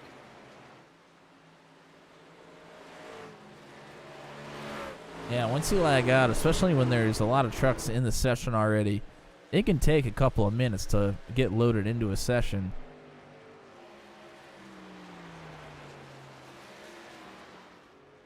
Paul Ellison has gotten through on Michael Krall now for the 7th spot, and Krall now with his hands full with Jan Van Leer right behind him. As the gap between Nathan Reynolds and Andy Poliski, while all that was happening, has exploded to 1.5 seconds. Bartel within a second now of Andy Poliski for second. Crawl on a big slide here. Jan Van Leer gets by him, and I think Rainey's going to get him before the end of this one as well. Krall lets Rainey through, and that puts Man, Krall in the bubble for the top 10. And you saw on the bottom of your screen, that was Chad Stearns coming out of pit road. I think something happened to Paul Sargent. He was running 11th. Just let Rodney Matney and John Kay through down the front straightaway. Brantley Gainey is now closing up to the 49.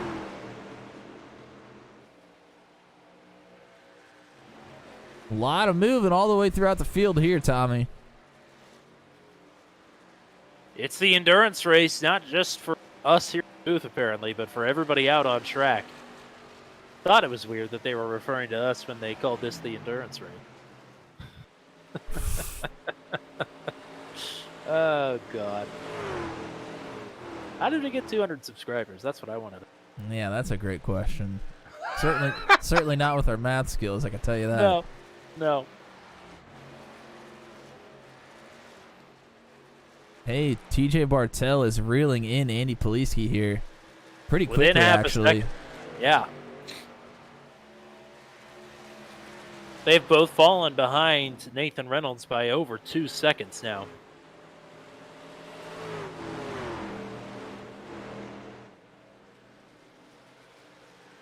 Chad Stearns is back. Unfortunately, he is, well, just as I predicted, he is 4 laps down.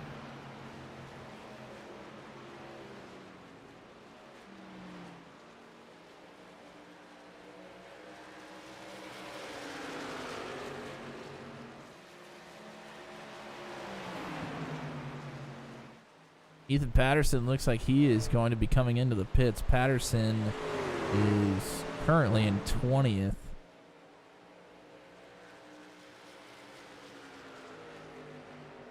Yeah, just staying low and out of the way here. 5 laps down in 20th, like you said. This gap is trucks just to about a truck length here. Oh. Bartel And Poliski over the radio says TJ can take the spot down the front straightaway. Smart move from the points leader. A lot on the line here tonight for Andy Poliski. This puts Poliski to third, and with this finishing position, would still be able to wrap the championship up. But Bartel moving forward. Salamone and Steve Broman are closing in now on Poliski. Bartel started the race in 9th, and he hasn't had any easy spots to gain. He's pretty much raced his way all the way up to 2nd. Actually, might have even lost a couple of spots on different pit stops. Well, on the initial start of the race, he dropped from his 9th starting spot down to 11th, and then picked off 4 trucks on the next restart. So he has been working like crazy, picking people off left and right here,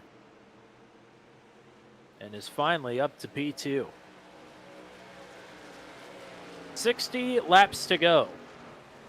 Nathan Reynolds has led the majority of the laps here tonight and continues to do so. Pretty much everybody that has not been involved in an accident, everybody has 2 sets of tires left in the pits.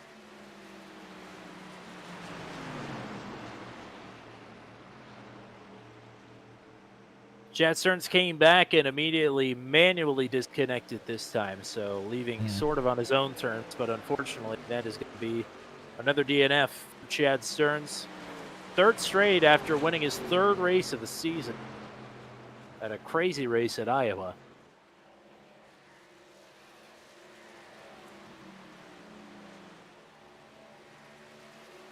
And if you're looking at how many laps it's been since we took tires, actually, I was just thinking that.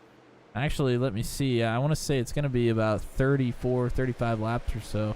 Actually, longer than that. It looks like the last pit stop for most of our leaders was on lap 62. Oh!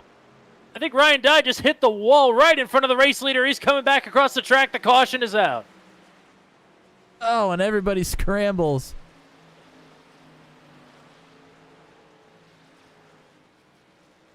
And Ryan Dye will wait for everybody to pass and finally get moving here.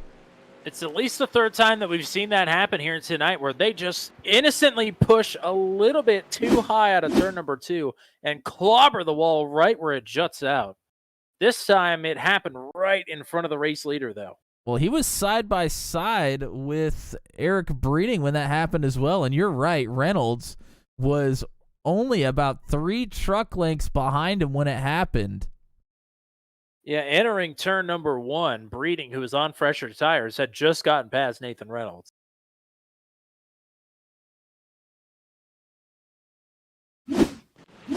Well, that answers my question. When are we going to see pit stops? The last pit stop was on lap 62 for most of the leaders, other than Ellison. His was on 73. So we were about 50 laps into that run for most of them. And here comes pretty much everybody that is on the lead lap down pit road. Scan through, and nope, I don't see anybody else that is not on the lead lap holding out.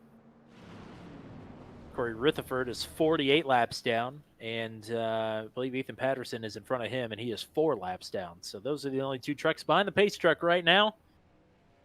We'll see who is going to win the race off of pit road. Reynolds came in first, Bartel in second, and Bartel, I think it might have been Poliski. Bartel. It might have been Bartel, it might have been Poliski. Bartel is pulling ahead. No, Poliski's pulling pulling ahead. ahead. Wow, so Reynolds back Wow. to third, and Poliski to the lead. All right, I got to go take a look at that one. That had to be almost a 3-way tie, just about. Wow.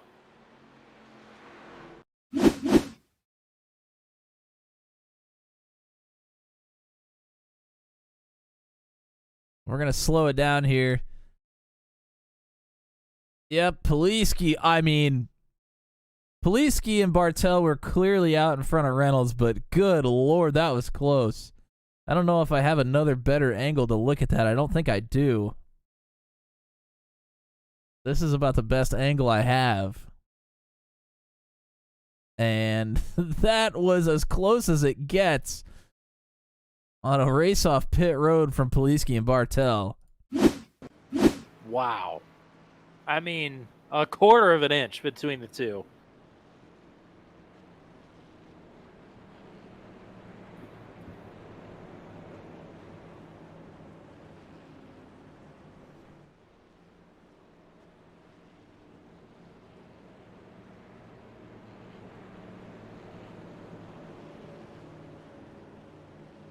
Just as I was getting ready to go to a crank it up. Why does it always happen that way? I couldn't tell you, partner.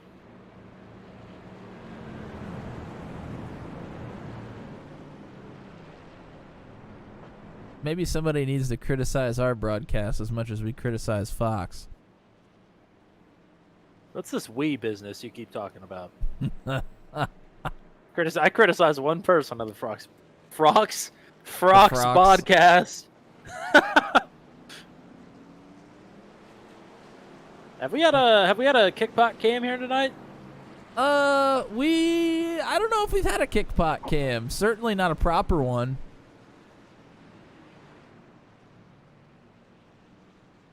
Maybe Well, I tell you what. Maybe we'll do something different. Maybe we'll do it on a restart here. Andy Poliski is elected the outside after Reynolds has been taking the inside all night. He's been taking the inside all night and getting incredible restarts. But now this moves Bartel to the bottom. Certainly interesting. If I'm Andy Poliski, I think I would take the bottom just for safety purposes. You would think so. But Poliski is also, you know, pretty good. So maybe he knows what he's doing better than we do. Guess what, Tommy? Kickpot Cam on board with Nathan Reynolds for this restart. And he's going to get a good look at whatever is about to happen here as Poliski and Bartel move towards the restart zone. Bartel does not get a good start. Poliski off and running. Bartel and Salamone near in contact. Oh, Bartel's loose out of two! He saves it. How does he save that? He is back outside of the top 10 now, but he gets to keep racing. Oh, man, what a shame. Oh, John Kay's Kay! in the wall! John Kay in the wall. I don't think he and Bartel made contact. Maybe there was some net code there. I'm not entirely sure. Rainey and John Kay nearly made contact as well. Good God. Rainey's loose! Wow. The domino effect all the way through the field. Man, a lot of guys had just made it up to the top 10. Rainey, John Kay.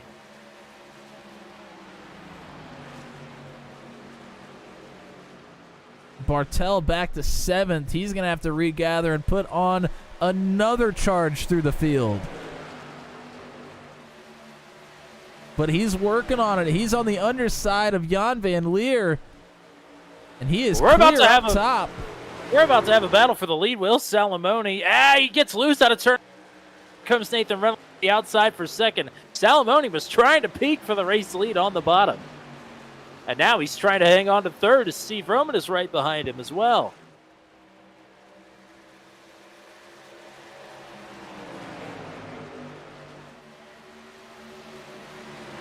Here comes Reynolds now.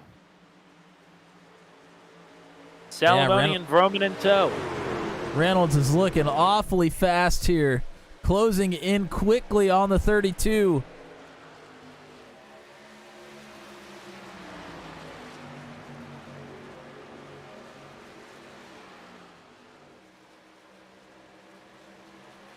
Reynolds is usually one to let the chips fall as they may, as behind them, Salamone gets way loose. Steve Roman is up to third.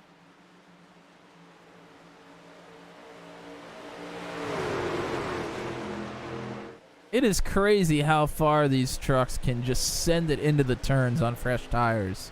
Reynolds is going to have a run here into turn number 1, but he rolls out of it. Does not contest for the lead. Look at how much speed Vroman carries in there. Gets right up to the bumper of the 51. Reynolds lays back. He has the run here.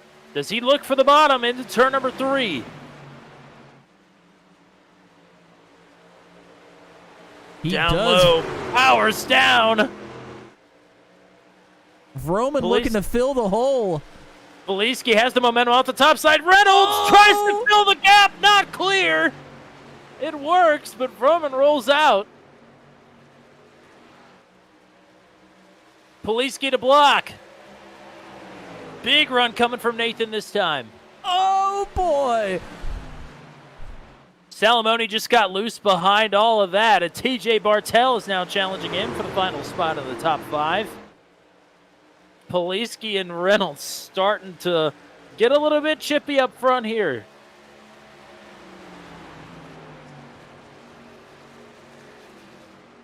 And don't forget, if things go south for Andy Poliski, Steve Vroman needs to max out on points. He is the second place driver in the point standings.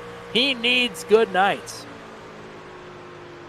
Well, Vroman looks to the underneath of the 51. Is it going to stick there?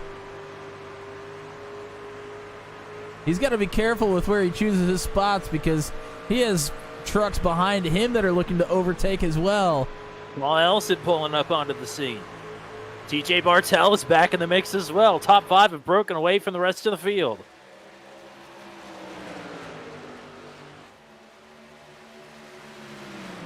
Fantastic racing here coming up to the late stages of this one. Reynolds with the bumper to Poliski. Andy hangs on to the lead, but Reynolds with momentum off of turn number 4. Boy, down the Poliski block. Bump drafting. He looked awful loose there in turn 1. I thought that rear end was going around. Reynolds is faster, but he cannot get around this 32. Here he goes to the inside again into 3. Poliski looking to get the momentum off the top side. Reynolds to pinch to the outside. Oh, my goodness. Oh, my gosh. It's still Poliski across the line. Oh, they touched down. Poliski into the wall. Oh, no. Caution is out. Big time damage on the 32. I mean, he was up on his side right in the wall. He's lucky he didn't flip over. Incredibly.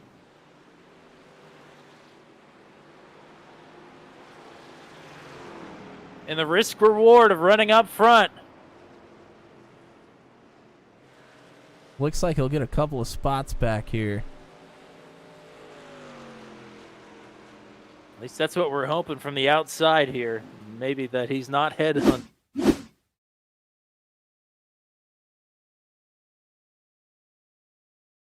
Wow.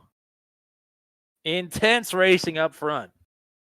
Incredibly intense. They are so tight together. Here, coming into 1, Poliski pinches down a bit. They make contact.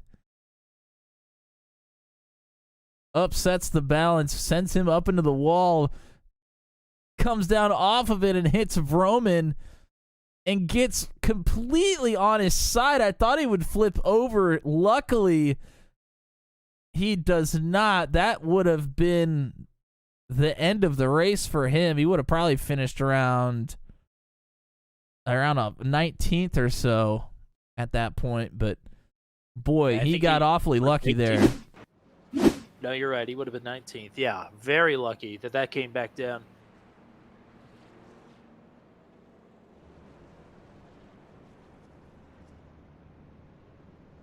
Nathan just came over the radio and apologized to Andy, but he said, I think I was as low as I could possibly go. So Poliski comes in to fix some damage. I was going to try to look to see if he would take tires. Well, some drivers on pit road that are presumably taking their last set of tires include Jeff Langston, TJ Bartel, Kyle Zittel, who is back on the lead lap now, 14th. Michael Dean on pit road, but he has a meatball flag he's trying to clear. Ryan Dye is 3 laps down. Paul Sargent is on pit road as well. So presumably those are a couple of the drivers that have just taken their last set of tires. Yeah, and Lindsey G, how about Jan and Brantley making their way up top? Absolutely. Jan Van Leer in the top 5 right now. Brantley Gainey, he was junked earlier. Don't forget that. He is in 5th now. Incredible.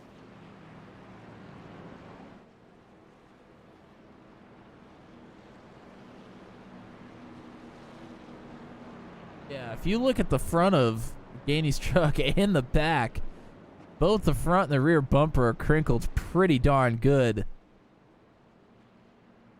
John Kay in the top 10 with some pretty heavy damage as well. Rodney Matney has been involved in an accident. Cole Maxwell, I think, was 2 laps down at one point. He's in the top 10 right now. Kyle Zittel, I'm pretty sure, was 4 laps down. He is just outside of the top 10. So, I mean, for the endurance race, you certainly have some contenders for the driver that has endured the most here tonight and is going to come away with a decent finish. And speaking of endurance, an uphill battle for Andy Poliski to maybe try and come away with an 11th place or better finish. He actually has led a lap, so now the magic number is 12. 12th place. No, he's back in the pits here, trying to get as much damage fixed as possible. As the leaders are approaching him, he is going to get pulls off pit out. road. I was going to say he may sacrifice a lap in hopes that maybe a caution would come out. There are no trucks 1 lap down right now. The first truck that is a lap down is Ryan Dye, who is 3 laps down in 18th. And then Ethan Patterson, I believe, is the only other truck running, who is 12 laps down in 19th. There's some split strategy going on here. Those trucks that came in to take tires, that is the last set. So if we have another caution come out right towards the end of the race, they might be sitting ducks here at the end of this one. They're going to hope that this one goes green for the rest of the duration of this one. They might be sitting ducks, or they might be geniuses. We'll have to see. It's Bartel, Langston, and Paul Sargent, as well as possibly Kyle Zittel, have just taken their last set of tires here. We are coming to lap number 129. Nathan Reynolds now with Steve Vroman to his inside. And don't forget, Vroman has some right side damage after that accident as well. I think pretty much everybody has some damage at this point, so maybe it's not worth pointing out anymore. Green flag is out. A great launch there for Reynolds. Jan Van Leer is side by side for second with Steve Vroman. Vroman sends it off into turn 1 to clear. Like tight racing between Ellis and Salamone. Gainey's there. John Kay in the mix as well.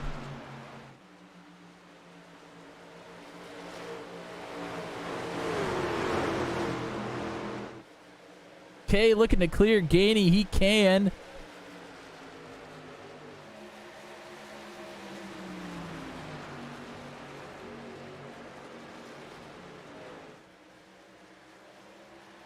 Up front, Reynolds already up to nearly a second gap over Steve Vroman.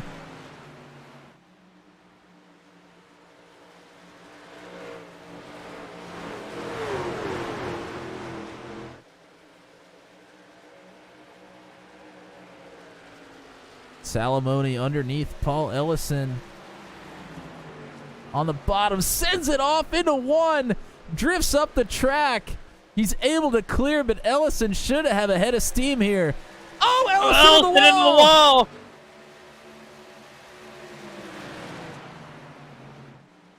John Kay underneath the 55 to get into the top 5.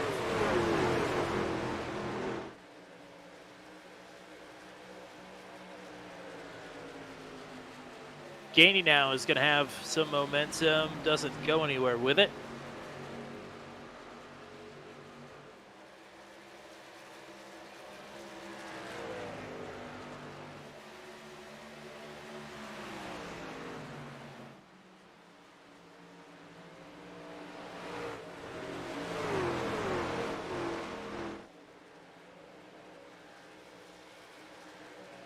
Good to see Mike in the chat.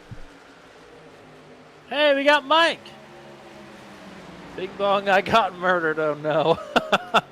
You got to be able to make it back out though, partner. That's the question.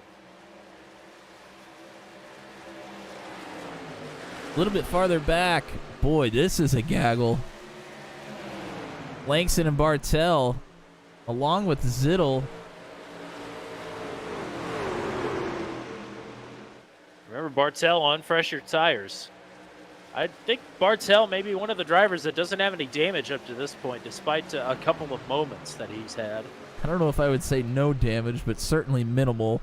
No, his right side is scuffed up. I just couldn't remember him getting into the wall or having any skirmishes, but he is certainly sporting his Darlington stripe proud over that number 9 on the side. Langston had a big run on crawl, but decides not to use it. He had to check up. Now he goes underneath.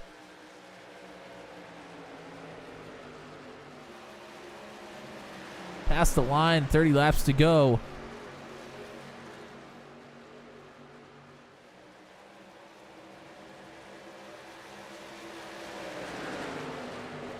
And now Langston underneath of Gainey. I think Langston must be on fresh tires as well.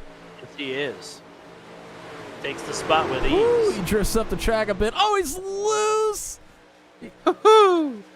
Maybe not with ease. A little bit of a slide job there.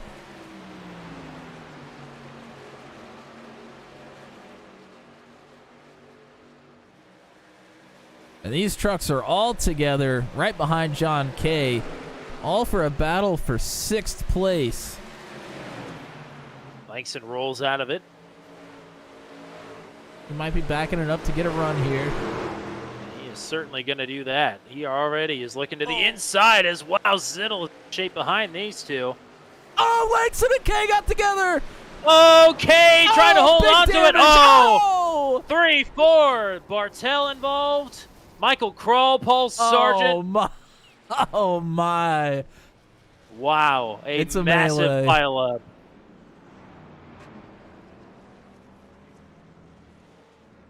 Where was Poliski?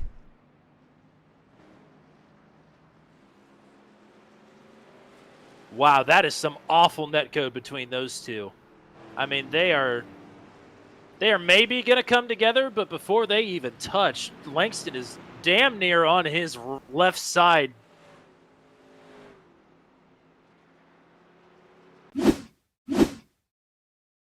Holy cow. Let's go ahead and take a look. You can see behind them, Zittel is already out of shape down the front stretch. You called that one out.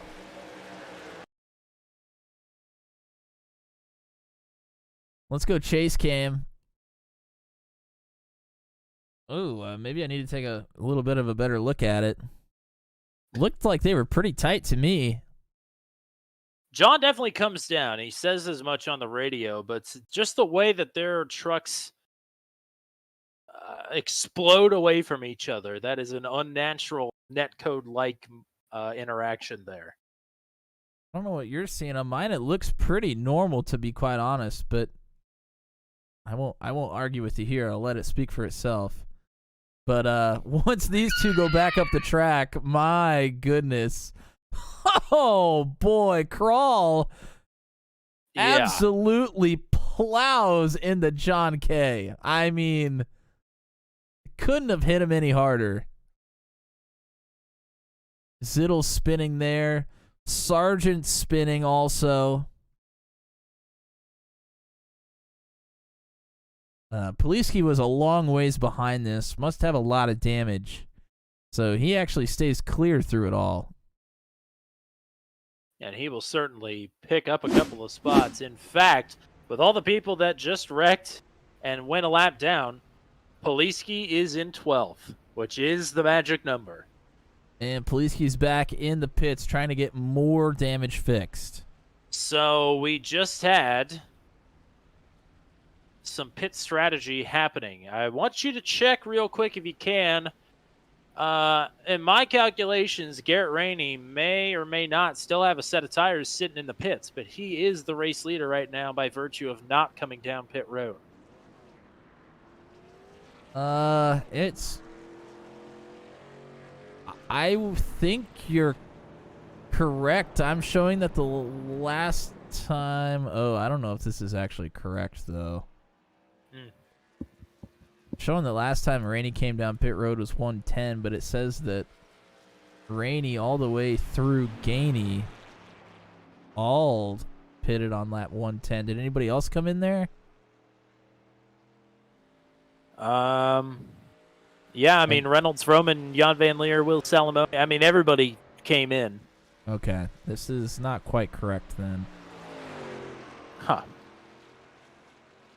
I don't know why it does that. I wish I knew. Don't we all?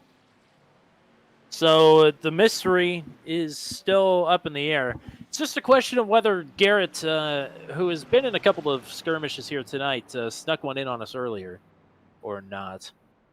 Well, I'm showing that he's been to the pits 5 times. Now so he did have quite a bit of damage. He could have come in just for some damage fixing. It could have came in twice a couple of times. Sure. Possibly. What was interesting was 2 other drivers that I know just took their last set of tires. Stayed out originally with Garrett, but then elected to come in after 1 lap. And that was Paul Sargent and Kyle Zittel. Paul, I believe, got some damage in that crash. I don't think Kyle did, just because he was trying to save his own truck when the crash started. But Garrett is going to elect the inside for this restart, whether or not he's got a set of tires. He is the race leader right now. We are coming to restart on lap number 142. What number caution is this? Is this like the 7th or 8th caution that we've had here tonight? Yeah, this is caution number 8. I just want to point out that we had 2 combined in the 2 races that we've had here previously in the Venom Truck Series, and we've had 8 tonight. That is a lot. And there are not many trucks lined up behind the pace truck here. I was just going to say the field has thinned out quite extensively. We started with, I think, 26 or so and down to 12 now. Yeah, we're going to have 13 pulling up behind the pace truck here as the green flag is back in the air. Reynolds on fresh tires. Crosses Rainey over right away. And he is going to take the top spot back. Not quite clear of Rainey just yet. Now he is. Oh, he's loose! Froman has to check up not to pile in. Here comes Jan Van Leer to the outside. The same thing happened to Salamone as well. Salamone started around 4th. He's all the way down to 9th now. Jan is boxed in behind Rainey. The top 4 banging wheels, banging fenders. Reynolds able to clear. He's going to have a clear advantage here as Vroman and Rainey still side by side. Finally able to clear. Vroman is. Jan is a little bit loose, still trying to work underneath to Garrett Rainey now. Brantley Gainey right behind the 5 as well. Here comes Brantley Gainey. Looking for a 3rd top 5 in a row. Unbelievable stretch for Brantley Gainey right now. And Paul Ellison now is looking to move Garrett out of the top 5. Whew! Salamone has recovered. Currently in 7th. I think he'll be in 6th after passing Rainey. And JK Gaming in the chat. Yeah, partner, I feel you on that one.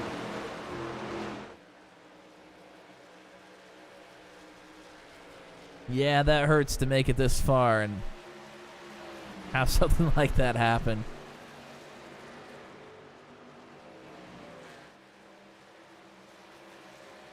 Nathan Reynolds. Geesh. Back up front. Half a second clear of Steve Roman, but Steve Roman with clear track now. See if he can try and track down the 51.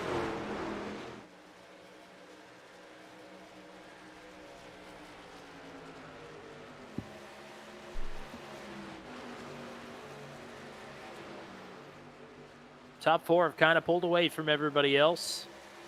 It's Reynolds, Roman, Jan Van Leer, and Brantley Gainey. And they're all still spread out here pretty good. Yeah, we talked about drivers that have been coming on strong lately, and we've talked a lot about Brantley Gainey. in the last couple of races. But Jan Van Leer is he's having a season that's parallel Bubba Wallace's in the Cup Series last year, where he's had a whole bunch of craptastic luck in the front half of the season. And ever since his podium at Long Beach, Jan Van Leer has been putting up some excellent numbers. And tonight is looking to be much of the same here. We can finish it out inside of 20 laps to go.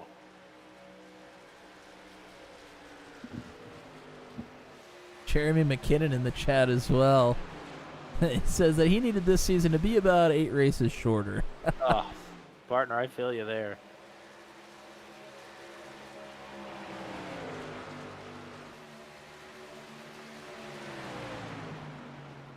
Gap is increasing between Reynolds and Vroman. Not a surprise. Reynolds' truck, despite some spicy moments out on track, it is pretty clean. Although, I think he just had to roll out of it big time in turn number 4. He just dropped 2 tenths to Steve Vroman that last time by.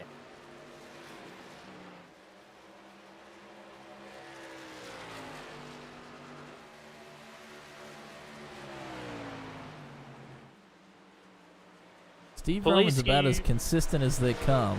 Yes, he sure is, isn't he? And it's a shame. I feel like we haven't hardly talked about him all that much in the Venom Truck Series or Truck 200, but he's been consistently putting up some great numbers. Oh, and he is, I thought he was getting a little bit loose there. Second in the points, Poliski right now. If he stays on the lead lap, he will clinch the championship here tonight. But Steve Vroman's second in the points, and he's doing everything that he possibly can to try and get up front and maximize the potential, the chaos potential of him snagging the championship late.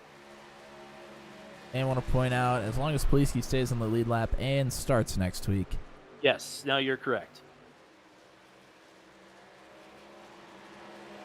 Which we don't foresee being a problem. No, but you never know. Most people ever do. Yeah, the magic number for him to be able to take the week off, in theory, was 4th place. It was running in the lead when he and Nathan Reynolds made some pretty significant contact. So that has relegated Poliski outside of the top 10, but still within range to potentially clinch the championship here tonight, as long as he takes the green flag next week at Rockingham. But also, that truck has to survive another 14 laps. That's right. Jay Rutherford's in the chat saying that he's finally able to catch a stream here. Asking what happened to Corey. I think Corey got loose out of 2, ended up touching the wall, but he wasn't able to corral it. He actually plowed into the inside wall pretty hard. It was pretty early on, maybe around lap 50 or so. Maybe a little bit earlier than that, but not too far into the race. Definitely in the first half. Corey's still out here running, though. He's 49 laps down, unfortunately. Yeah, he's still out here going. He's been limping it around, but he's gained some positions doing that. There were a lot of other trucks that ended up getting taken out. As we see battle for position here, Gainey, Ellison, and Salamone all very close here. Nose to tail to nose to tail. As Ethan Patterson has just called it a night. That'll be one more spot for Corey, I do believe. He's within range. Patterson's been another endurance warrior. He got taken out pretty early as well. Yes.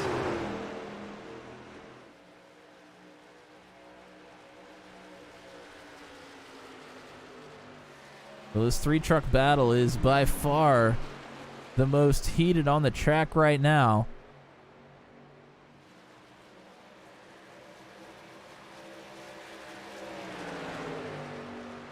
Andy Poliski is probably 2 or 3 laps away from going a lap down here. So you're right, some significant damage on that truck, unfortunately. Well off the pace. It's going to be interesting to see what's going to happen when Nathan Reynolds goes by the 32. 10 laps to go. Gainey drifts up a little bit. He's able to keep it off the wall. Oh, man, loose there.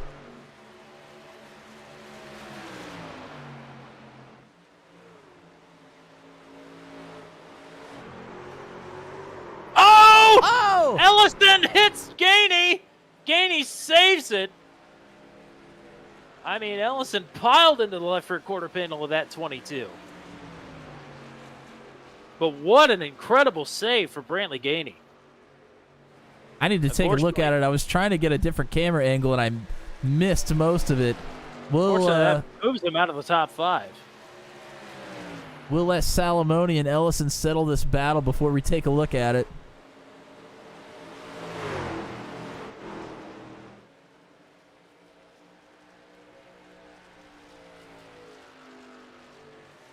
As Ellison stays strong here.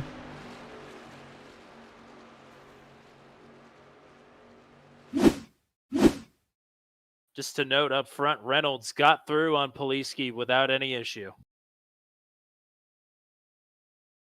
There's Ellison, gets into the left rear quarter of Gainey. Slides him up into the wall.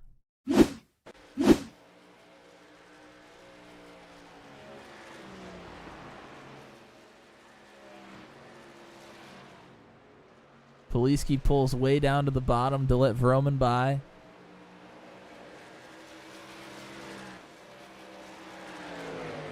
Ellison and Salamone still battling hard here. Salamone finally able to get him a bit of a run. Sends it off into turn 3. And he clears. That puts Salamone in 4th. I don't want to say anything about Will Salamone until we get to the checkered flag here.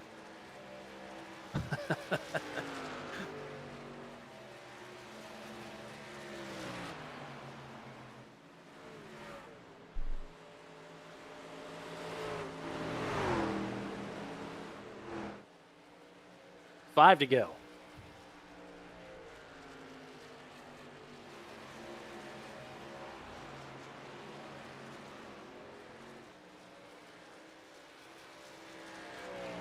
It's a big lead up front for Nathan Reynolds, 3.5 seconds.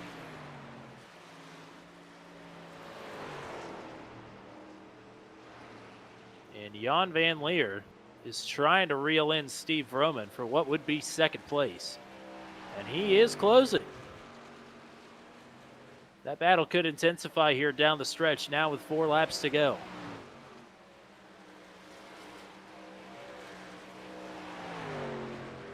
Reynolds has gotten through, or is getting through the last lap traffic that he will see this race as Eric Breeding lets the leader by. Coming to 3 laps to go.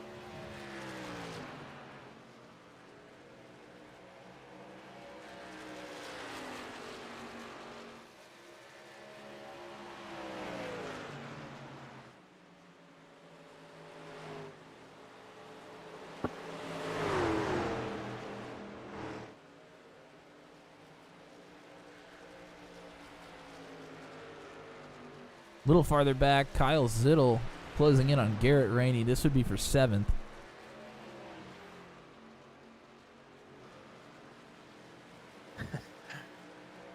We keep bringing up the people that I curse the most often, so I'm hesitant to speak. 2 to go.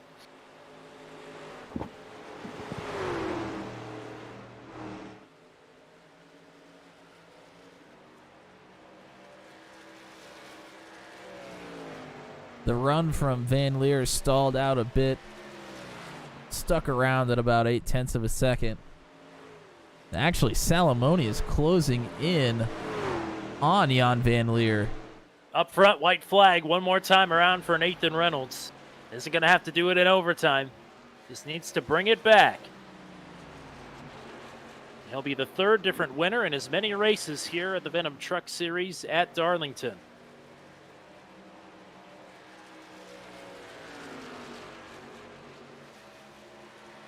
Out of turn number 4, the endurance race is over. The driver that has endured all the way to the finish is Nathan Reynolds. He wins the Venom Southern 225.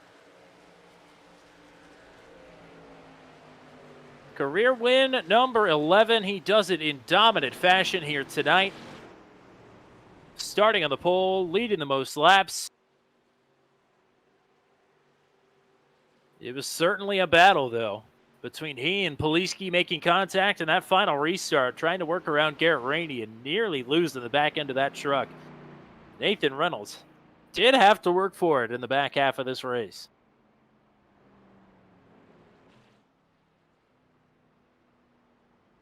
But now he'll get to celebrate with burnouts here at Darlington.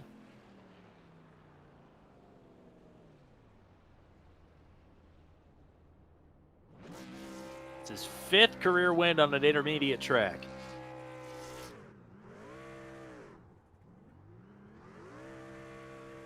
And how about Steve Roman in 2nd and Jan Van Leer rounding out the podium, and oh my God. Andy Poliski, he finishes P11, and we're not going to start celebrating yet. But all Andy Poliski needs to do to be the 3rd driver to win a championship in the Venom Truck Series is be on the grid for the green flag next week at Rockingham. And he has it locked up. Everybody lined up here for the Nathan Reynolds celebration. They all want to be a part of it. Alrighty, looks like he's disconnected. Let's go ahead and take a look at the finishing results. Career win number 11 for Nathan Reynolds comes tonight in the endurance race for season number 5. The Venom Southern 225 goes to the Intimidator. He certainly used the Intimidate button a couple of times here tonight. Steve Roman then will finish up the night in P2. He did everything that he needed to do here tonight. That is his 4th podium of the season. Can't wait to get to him back up in booth 200. And how about the 2nd podium of the season for Jan Van Leer? He finishes P3 here tonight. 2nd best finish of the season for Will Salamone.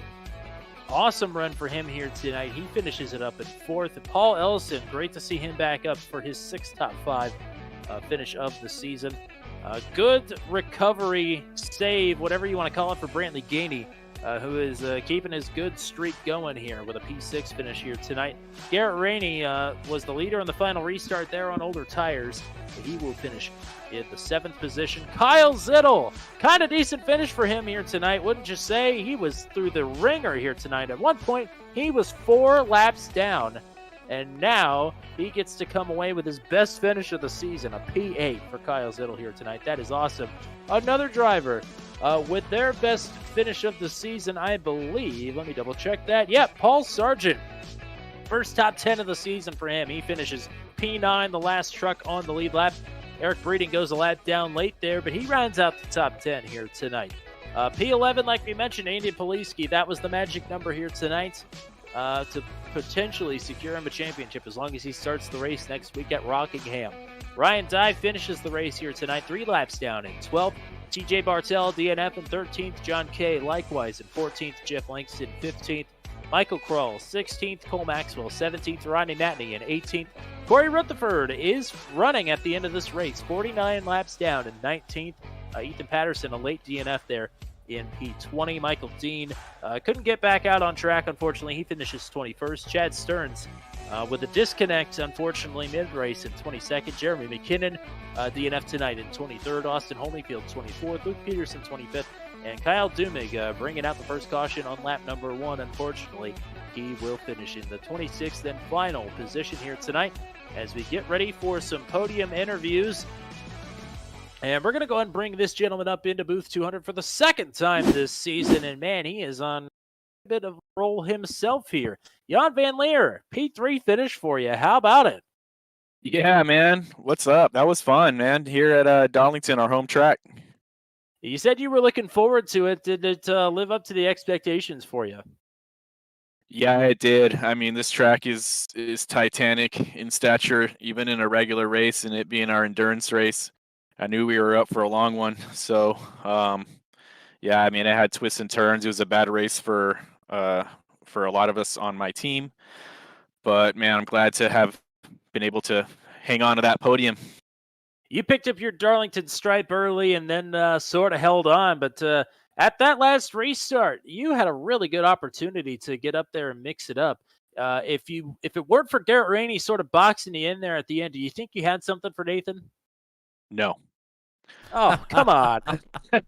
Humor me. I'm just no, I don't think so. I mean, my whole strategy going into the race, honestly, was take care of my stuff, drive within my means, and not use up the tires. So I knew that at the end at that restart, that my only real hope was that those guys would be battling it out, and that they'd use up their tires or maybe get into each other a little bit, and that would allow me to get around them. But just on pace, I don't think I had anything for Nathan, unfortunately. We had a fast truck, but I don't think I had the skill. Matt, what do you got? Yeah, congratulations on the P3. We had a lot of cautions here tonight. Were there a lot of pit strategies being thrown around that you were thinking about, or did you kind of stick to your guns and what you plan to do here tonight? Yeah, I mean, honestly, for me, there wasn't that many strategy calls. It was, use our tires wisely. I felt like the second caution was a bit early to really want to use the tires, but everyone came in. So I said, hey, I think Brantley said, let's come in. I said, okay, I agree. But really, it was just save one until the end. It was a little earlier than I wanted to take that last set, but it was late enough to where I felt it was okay. I think everyone was on the same page at that point. All righty, shout outs for you, partner. The team, Insert Coin Racing, our hometown, Darlington hometown race, the lady in black, and everyone that makes this league and everything about it special. I'm really happy to be here. Inca Cola, dildos for free, rim job, Michaelitz chowder. We're all happy, man. We're going to be at the Cheetahs if you want to catch us later. We're going to go to the Olive Garden and then hit Cheetahs. Florence. I tell you what, ICR has been partying hard lately, and for good reason. You guys are lighting it up right now. So glad you could keep the streak going here tonight with another podium for the team. Congrats Thanks, on a great man. run. Thank you, guys. All righty, it's been a hot minute since we've had this gentleman up in booth 200. Let's get him back up here post haste. Mr. Steve Roman is your second place finisher here tonight. Welcome back, partner. How are you doing? Thanks, guys. Doing good. Glad to be talking to you guys again. It's been a little while. So we kind of missed what happened to you there at the start of the race. The second or third caution. Did you get up in the wall? Were you going for an alternate pit strategy? Talk me through what happened there. Yeah, I was trying to get on pit road before everybody else there, and pitted just a lap before the caution came out there, and I got caught back at the tail end of the field there when everything worked its way out after the pit stops. Yeah, so you take the wave around at that point, and then sort of work your way all the way up through the field. You and TJ Bartell seemed like you were doing the most work in the midfield there. Talk to me about trying to pick your way through traffic here. It's got to be tough. Yeah, it's tough to pass here, and real tough when you get back in traffic and stuff. But I knew I had a long way to go. I knew I just had to be patient and keep the truck off the wall, because once you got it into the wall, it just killed the truck. So I had to keep it as clean as I could and take my time getting up through there. Matt, what do you got? Congrats, Steve. You worked your butt off here tonight. Talk to me about some of the restarts. You were a little bit farther back in the pack for a lot of those. What are the restarts like here? Well, everybody did a good job from what I've seen tonight on the restarts as far as give and take going into one. That's tricky on the restart to go in double wide during the one, but we seem to make it through okay. And then you just got to try to pick your way and get back in line and find your way to pass from there. So it kind of gets tough there for a while. Shout outs for you here tonight. Yeah, back to my teammates there at Broke Guy Racing. Looking 1-2 in points so far this year. And, of course, our sponsors at Under Beeswax Apiary. There you go, partner. I'm glad we got you back up here in the booth. You've been working your butt off lately and getting some good results, but it's nice to get you back up on the podium, and hopefully we'll be talking to you again here soon. Yeah, I hope so. Good talking to you guys. Have a good night. All righty, it's time to bring your race winner up here, and it's interesting, the group that we've had here down in the waiting room. Andy Poliski jumped down here, and I think is talking things out with Nathan Reynolds right now, so hopefully we're not interrupted anything. But we're going to go ahead and bring our race winner up here. It's the 11th time in his career that he gets it done, but the first time at Darlington, the Intimidator, living up to the name here tonight, but taking the win regardless. Awesome run here tonight. You were certainly the truck to beat, but talk me through the back half of the race there. You certainly had to work for it.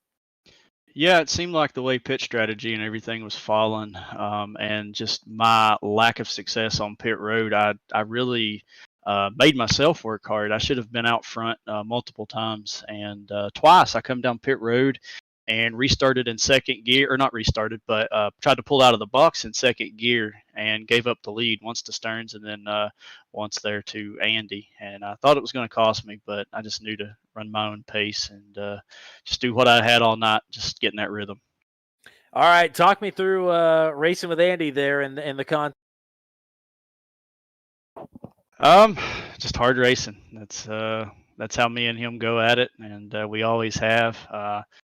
Ultimately, I don't like to get into anybody and cause incident, but watching it back, I held my line. I was all the way on the bottom, and I don't even think we touched. Me and him both agreed that we probably shouldn't have touched there, but iRacing had other ideas for that. But he was blocking hard. I think he knew that he had to keep me behind him there if he wanted any shot at winning and staying out in front of clean air. And he was blocking both lanes. So whenever I got a run and got to his inside, I told myself I'm not lifting. I'm going to send it into one as hard as I can, stay on the bottom. I did just that. I hated the outcome. Resulted in him getting knocked out of the race, but I felt like I finished where I deserved and worked to finish this race at tonight. So I can't take too much away from myself on that, trying for the effort to do it. I would certainly agree with that bit. That's you can't look down on the whole thing too much, because you certainly had dictated the pace of the race for when it counted most, pretty much all night. So I agree not to take away anything too negative from that. Matt, what do you got for our race winner here? First of all, congratulations. It was a long one, a lot more cautions than I guess some of us probably expected, with only 2 cautions in the first 2 races here in the series. I did want to ask you about, you talked about sending it off into the corners. I wanted to talk to you about the tires a little bit. It seemed like early on in the run, there were a lot of guys just absolutely sending it into the corners. Tell me how the tire wear went throughout a run. To be honest, I didn't have any issues with the tire wear. Everything that the feedback from my teammates that were giving me compared to what mine were, it seemed like I was always about 10% better. And honestly, it was because I was probably using more throttle. I don't think that I was actually off the throttle at any point, except going into 3 to give it a little break. And I was really able to get the truck over on the left rear and stay off of that right front and keep the load off of that tire. And it really gave me a lot of long run speed. The only thing was just trying to manage that early on throughout a run and not use too much to really free the truck up too much, and just find that right balance to stay out in the clean air. But ultimately, being in the clean air really is what helped that overall, because if I had to fight Andy anymore, the way my truck had handled all night, it wasn't going to handle there like that at the end, staying behind him for too long. That's kind of why I forced the issue when I did, had a run on him. I knew I had to go. Well, I guess my final question for you. I mean, I know you picked up a Poliski stripe, but did you pick up a Darlington stripe? No, I did not touch the wall. And actually, I didn't even get an X from Andy there. The only really? X I got the entire race was when I got loose under Garrett for the lead, and Froman tagged me in the rear end. That was the only one. I had 4 X from that, and that was it. So the Roman stripe then. Yeah. The much harder to come by, I think. But shout outs for you here tonight. Big shout out to all my supporters at Car Inside and everything that they've done for me here lately, pushing us up over 1,000 subscribers. All the people along the way that's helped get my name out there. That's really cool. And to hit that this week, then to come in here this week and get a win and be in contention last week, it's pretty awesome to put that out there on the channel. Of course, as I had on the truck tonight, NASCAR Report. RJ has been a big contributor to that channel as well. And I had my old paint scheme that I used to run so much back on the truck tonight. So it felt good to win that thing. So hats off to Ryan Dye for coming up with this paint scheme many seasons ago. Of course, my wife watching the kids. I could probably go on all night thanking people. So I'll just stop rambling now. Oh, my PR person. John told me I had to thank my PR person. So John K., thank you. Thank you for being you. Wow, a vital role. You gotta sneak him in there for sure. But congrats on the 1K. I wasn't here last week when you hit that, but congrats. That's awesome. Congrats on the win here tonight as well. Yeah, things certainly looking up, Nathan Reynolds. And thank you for the thumbnail last night as well. Oh yeah, and sorry I couldn't make that No, one. you're all good, partner. Go ahead. We have become a once a week thing here with the way that the boys' schedule is. It's so hard to set aside time whenever they're here. Like middle of this race, thank God above they came in here with a caution to tell me goodnight. Otherwise, I probably would have gotten the Darlington stripe. Well, you had to work for it here tonight. You have endured the endurance race and come out on top. So go relax, go party hard, go do whatever you want to do because you're a partner. But congrats on the big win here tonight. Yep, time to go to sleep. Thank you, guys. And sleep for some, including me, is a party, for sure. All righty, that is a bow on the endurance race at Darlington. What are we thinking? Man, I tell you what, we didn't expect it to be like that. I expected it to be a little crazy, but not quite that crazy. Man, these races just keep getting better and better. I'm telling you, last week in North Wilkesboro, you weren't here, but I got to see a heck of a barn burner. And this week at Darlington, 2 back-to-back just classics here in the Venom Truck Series. Great stuff. JK Gaming says he never wants to be the thumbnail again. He was the thumbnail driver here tonight doing burnouts in his Season 3 victory here. But unfortunately, he DNF'd in 14th tonight. So, yeah, sorry, partner. But appreciate you lending us your photo here tonight. Appreciate everybody in the chat here tonight. It's a long list. Let's start at the top. State Line Sim Racing. Get Player TV, LFG84, Corey Rutherford hanging out with us, Madison Bowen, hello, Lindsay G, who is our 200th subscriber here on Turn 200, appreciate you very much. Mike, thank you, Mike, appreciate it. I believe that's Dino. JK Gaming, of course, Jeremy McKinnon hanging out with us there late as well, and Josh Rutherford as well stopping by, so... am I missing anybody? I don't think so. But appreciate everybody, whether you were chatting with us here tonight or not. You were hanging out with us. You hit like on the stream. We appreciate you. It's not too late to go down and hit subscribe and hit like on that stream. We would greatly appreciate it. Everybody, or every little bit helps. Thank you to everybody for their continued support. We've hit 200 subs. We're on the march now. The next big number that we're looking for is 1,000. So we got some work to do, but we couldn't do it without you. We wouldn't be here without you. We appreciate everybody. We will be back here on the channel on Monday with Truck 200 from Interlagos. Oh my God, the Brazilian Truck Grand Prix is here. I cannot wait. That is going to be an absolute blast. And then the following night, the next time we'll be here with Venom Truck Series coverage. It is the final race of the season. Abby's Rockin' Birthday 135 laps to end it all at Rockingham, where we will officially crown a champion. Will it be Andy Poliski? Will he take the green flag? Tune in to find out. Well, that's all we got for you here tonight. For everybody here at Turn 200 and with the Venom Truck Series, for the absolute GOAT, the GOAT, Mr. Matt Williamson. I've been Tommy Cook. Until we meet again, we say so long from the endurance race at Darlington Raceway, where Nathan Reynolds has claimed the Venom Southern 225. Have a good night, everybody.